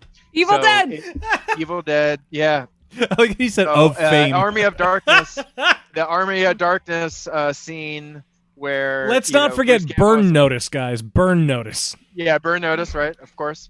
And so there's this goose head that's coming out of his body from Army of Darkness, and it's called Goose Campbell, and it's a blackberry shake sour that is, it's going to sell out, almost, significantly, but it's that nice little thing between Goose Day, which is this Tuesday, and Halloween. So it just kind of made sense to kind of spear, the two together. So it's like, famously, yeah. It's always difficult to fill in that time between Goose Day and Halloween. It's a tough time of the year.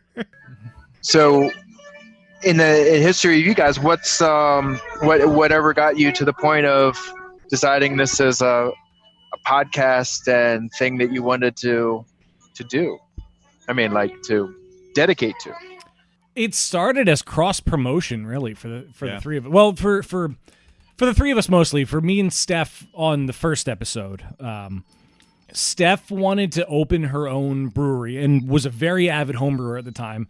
And I worked in radio, and I could not find an on-air job.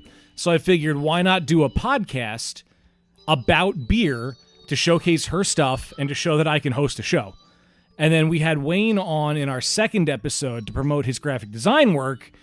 And then it made sense to have him on as a third member. I will also say, like, there's aside from like having me on in the second episode, also what first happened was they wanted me to design a podcast cover for them. And then I was like, you guys need a website. You guys need a Facebook page. You guys need a Twitter account. Like, you're not doing any of this right. You're doing it all wrong. Yeah. I will do it for you. And so I did. And then they were like, well, come be a guest on episode number 2. And then we just had a good dynamic, and we just kept doing it. We're talking about the origins of the podcast. And, why? Because he asked about it. I asked. He asked. Oh, okay. People don't often ask us questions. That's true. Yeah, that's right. Except I have for John. I have to give a little back. Yeah. But I think like the short story is that like we just kept doing it, and like things kept happening, and we're like, this is like a real thing that's like actually like breweries now, like we used to like beg people to be on the show, like, what the fuck's a podcast? Who the hell are you? What are you talking about? I don't understand. And now people come to us like, hey, we'd like to be on your show. And it's like such a different thing from the beginning. And it's just, I'm still amazed that like, oh yeah, same here. But we just kind of kept going, and like we all still work like regular jobs, although I say work loosely because my work situation's been weird since COVID. But you know, but eventually we decided like we were paying out of pocket for the minimal expenses that it takes, so we formed an LLC. We got a business bank account, and now like we don't pay ourselves, but we don't pay for it either. It pays for itself, and and we just keep doing it. We still like we try to be professional and like it's a real legit thing, but like it's also still kind of like a hobby, and I think that's what makes it.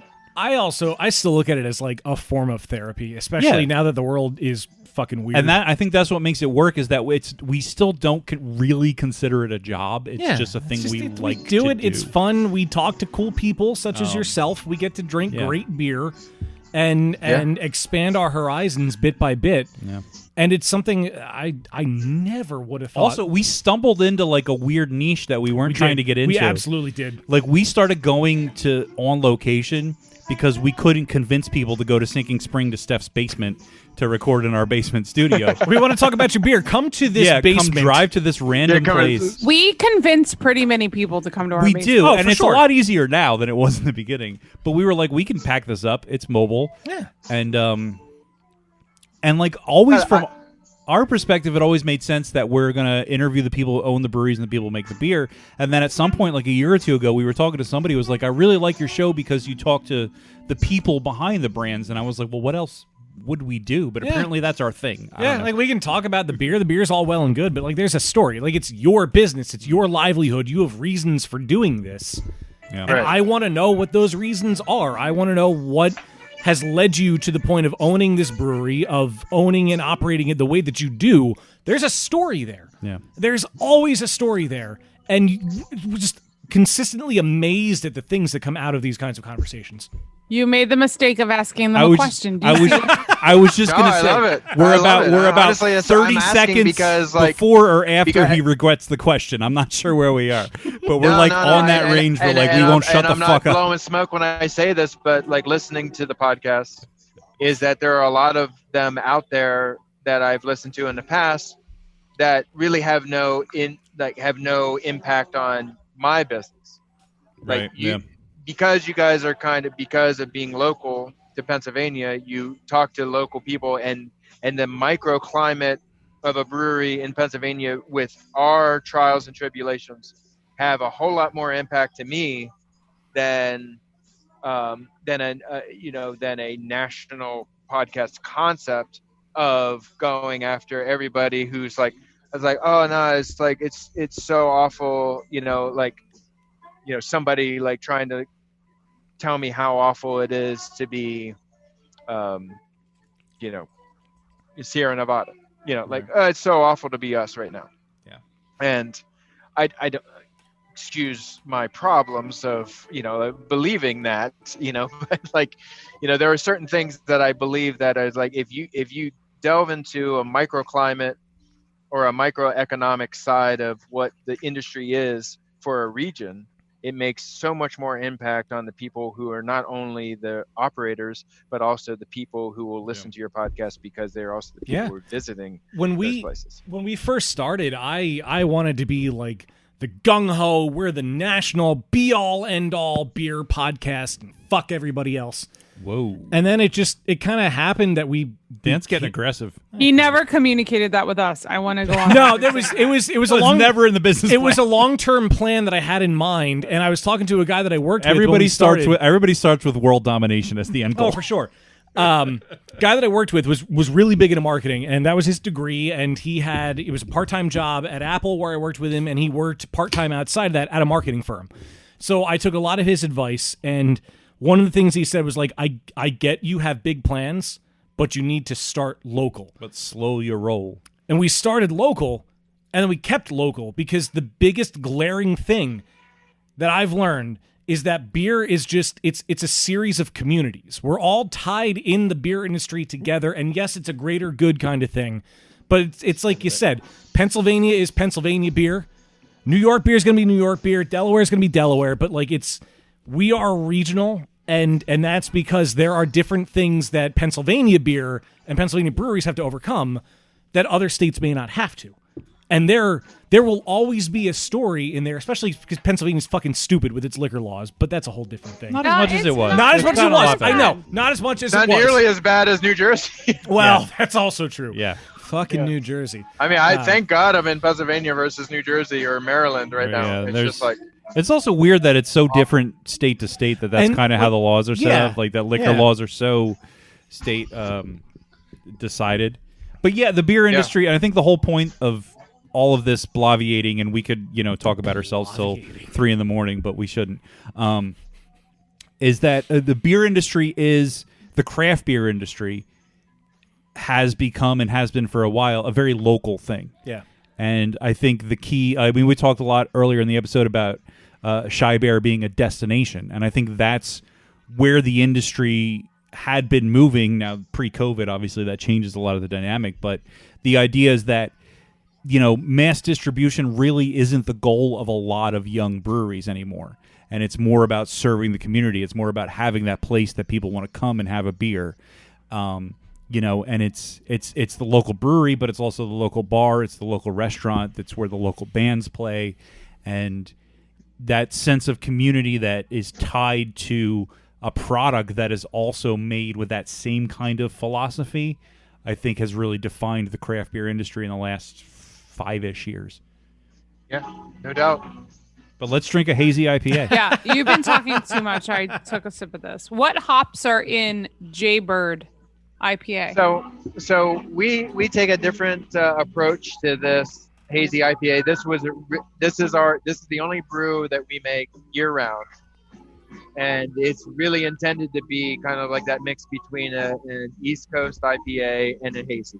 So by look, it's a hazy, but by taste, it's a little bit more malt forward, and it doesn't have cool guy hops. So it's Callista, a little bit of Citra just to round it out, and a little bit of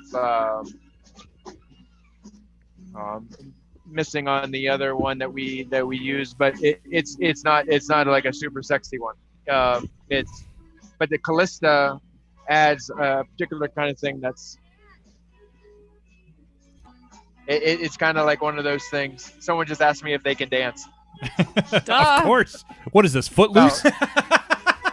Well, in Pennsylvania, that's like it's kind of one of those things that you're not necessarily allowed to. But you have to wear a mask, and you have to do your 6-foot waltz. Well, yeah, they're saying that you're would be too close to one another. But yeah, it's but the Callista is really interesting, and it's just kind of like to me, it's a little bit earthier. It's just got a little bit more malt forward kind of thing, and and to me, it's a balanced IPA. It's with a hazy exterior. Yeah, it's not, and I don't know if it's like I've been, and I think Dan and Steph would agree, trying to get down off our high horses about hazy IPAs lately, because I'm very much trying to, in light of everything that's been going on in the world, and I know this is extremely minor compared to everything that's going on in the world, but trying to appreciate other people's perspectives and likes and desires and all that sort of thing, and not be super judgy about the style of hazy IPA, because it also just comes from a place of being an old curmudgeon. But I feel like the style has matured, and I don't know if it's the style maturing or my attitude changing towards it. I don't find as the ones that I've tried lately, and I still don't drink them a lot, I don't find a lot of the characteristics that I used to actively dislike about the style. And I think we can all agree more of what we disliked about the style wasn't the beer itself necessarily, but a lot of its disruptive effect in the beer world and its sort of takeover of other styles. But all that said, I have often quoted it as tasting like orange juice and black pepper. Yes. And this has the orange juice, but not the black pepper. So I feel like it doesn't have that, I don't know, the kids call it hop burn or whatever, that aggressive hop, because you're trying to sort of sweeten away and grind the hard edges of the hop. That's overdosing of the amount of hops per barrel to try to not to interrupt you, but it's kind of like Please do. it's kind of like the way that I look at it. And I've always told everybody from the onset of IPAs that I always thought that I liked was kind of like hot sauces, like Scoville units. How many Scoville units can we put into this hot sauce? And then you can't even smell it without like going into a cold sweat. And like I said, that's not enjoyable to me, nor is IBUs. So the idea is nuanced idea of how can you make it still I wouldn't call it a sessionable beer, but at 6.9%, it is one of those things that is it fits the mode, and I honestly don't believe that it's that it comes out. And in the black pepper side, I completely understand where you're coming from, but there is a nuance outside of what I believe, and I think some other people in the profession would believe to be the case too, is that where you once had the idea that you could craft a beer in a particular way to hit all of the flavor compounds that you want, you now have a new isolation of skill, which is oxidation, and how can you get that flavor to remain in a very tight window.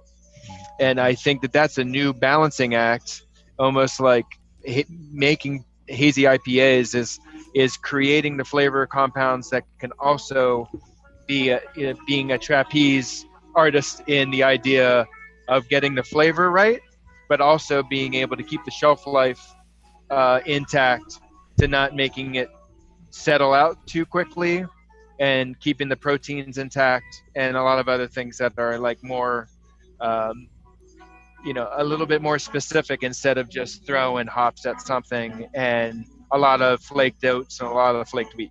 Right. Yeah, and I think part of the sort of backlash against the style early on was its intense delicacy, and because that delicacy was perceived to not be intentional, and that it was a byproduct of lazy brewing or improper brewing, and that this beer might taste okay now, but in 2 weeks it's going to taste like garbage. Whereas you might see that as something unique and nice about something else, but I think there was a perception that was just sort of like because you couldn't do it any other way. And I think part of the maturation of the style, like you mentioned, is that balancing act and that ability to make the beer stable longer, but also to not look at its instability as necessarily a defect. Well, we even had early on in the style's popularity, people on the show, brewers on the show, who would say that, they've worked places where if you brewed a beer like this, it would get you fired, and you'd be blacklisted from the beer community overall. And now it's like, I don't want to say it's the golden standard, but it's definitely a darling child of the industry overall. And you're right, the delicacy is always something that's been there, and this is not necessarily meant for packaging, because that has its own problems in and of itself sometimes. But overall, I mean, if the people are going to drink it, they're going to drink it. Let them drink it. And not to name breweries by name, because everyone has their own style, but there are ones that if you have a very dedicated troop of people that will come and pick up can releases and buy them in bulk, you have so much more freedom with being able to do a lot of different things with beer that you don't necessarily have when you know that your beer is going to have a suggestive shelf life. Now with Jaybird, you'll see on the bottom of that can, I didn't even check it when you came, but the timing of it, I would guess that's probably July. Yep. Maybe end of July 25. Yeah, so end of July, and 15, what it tastes like now, 2 months later. Yeah, I'm very happy with it. Good. Yeah, and that exactly, like this style of beer. Like if you had told me 2-3 years ago that I was drinking a 2+ month old hazy IPA, I'd be like, well, it's probably going to be gross. But this tastes like I imagine you intended it to taste when it was brewed. So I think and that's the key for where we are with you. It's one of those things you step away from where you are with the style. What do you want this to be, and what is the actual real attempt of the style to your customer, and what do you want it, what do you want it to be. And for and I would much rather, in where we are in our growth, I would much rather have a beer that has a general flavor wheel of being able to hit those things, long term, instead of just a short term fix and just roll this over into something super light and delicate. But that same light and delicateness will degrade immediately without proper care or proper volume. Yeah, and I think it's part of a testament to brewers who were initially, I think, as resistant to this style as people like us were in the beginning. They made it begrudgingly because it sold, and I think because they had to keep making it, I think some of them, most of them at this point, have adopted an appreciation for the style and an understanding of how to make it as good as it can be in all aspects. Yeah, that's all. We need to wrap up this episode because their menu is making me really freaking hungry. Yeah. Also, I now have to pee, and I want to wait until the proper episode's over. I just wanted to bring my wife in here. This is Jen. Hi, Jen. Hi, Jen. Nice to meet you. She's been as I was earlier already saying about how wonderful she is with everything. She's been dealing with this crowd all night long, and she's like are you about done? Is basically what she's saying. Oh man, well, I'm sorry that we stole him. 10 more minutes and we're done. She says 10 more minutes and we're done. She can't hear us. She doesn't have headphones. She doesn't know what we're saying. I know. It's like like what? Well, thank you for letting Jason talk to us for hours on end about beer. Yes. I'll let her know. Yeah, thanks. I had one more thing that I wanted to circle back to, and I apologize because I know we're trying to push in the last call. You've got 30 seconds. I know. When we were talking about the food earlier, I know there's a lot that could have been said about the food and about the kitchen, but we talked about the cheese, and I told myself, we're going to come back to the cheese. You said several times house-made cheese. Wayne has a timer in front of me for 30 seconds. Yes. How, why, when, where? I mean, I guess the where is kind of probably there. But, why do you make your own cheese? Well, for a lot of different reasons, but mainly because, we have the ability. We have so many dairy farmers right around us. We have a dairy farm that is a quarter of a mile away that we can basically pull from. If you have that fresh milk and you can basically create that stuff right here and there. All of our ice creams that we serve here are made 5 miles away, and it's the dairy side of this is like, if you have the ability, why not do it? So we get to rent it and to be able to make that, and we just decided to make our own mozzarella based on the cheeses or on the milks that are given to us, and we have straight up raw whole milk that comes in and from Amish farmers, and we just turn that into our own mozzarella. So we don't do that for everything, but for that burger specifically, we do that. And then we also make our own house-made ricotta. And then we also have a local goat farmer that also makes our own local goat cheese. Do you do like a cheese plate? I didn't see it on the menu, but I feel like that's something that would really be a home run. It would be, you would think, but at this point, it's kind of more of like that nice little mix between being able to just add it to to something. I don't know if it's culturally around here, but people just don't like to share. Like a cheese plate, they just don't really give a fuck. It's just like, I got what I got, you got what you get, yeah, and I'm gonna have this. Jen and I, when we go to places, it's just like, we can't wait to the charcuterie or fromagerie plate. It's just like, give me all the stuff, and then we're going back and forth. Around here, it's just like, hey man, this is mine. Get away from that shit. Don't touch my cheese. All right, I like it. Don't touch my cheese. I like it. So when I make my inevitable trek to Lewistown, yes, I'll know that there are homemade cheeses in certain things, but I know they're not to share. And they're always going to be switching up too, because our chef is Johnny. He's and Kobe. Kobe runs the outside, and Johnny does the inside. They both are invaluable to us right now. They really are killing it right now. I'd say like on certain days when we have 150 people here, we have no longer than a 20-minute ticket time for food. Oh, that's amazing. And also to kick out with the menus that I sent you, it really does. It kind of hits to that point that we can do a really nice little mix of elevated pub food, but at a 20, maybe 30-minute at if we got like a 50 people hit because we don't stagger tables. You want to sit down, you sit down. So at sometimes when we get 50 people at a time, we may hit like 30-minute ticket times, but I'm very happy with where we are. Nice. And I come from a PF Chang's background, so I was a market manager for PF Chang's for many years, and in DC. That's actually I got up there from Charlotte, North Carolina. I worked at a microbrewery. I didn't even tell you all of this other stuff that I did in the past. So I worked at a microbrewery in Charlotte, North Carolina before it was cool. Way before it was cool. And they looked at me like I was selling ice to Eskimos. They had zero fucking care about anything. They were just like, well, does it taste like Coors Light? I was like, no, it's not going to at all. No, actually. It's a red ale.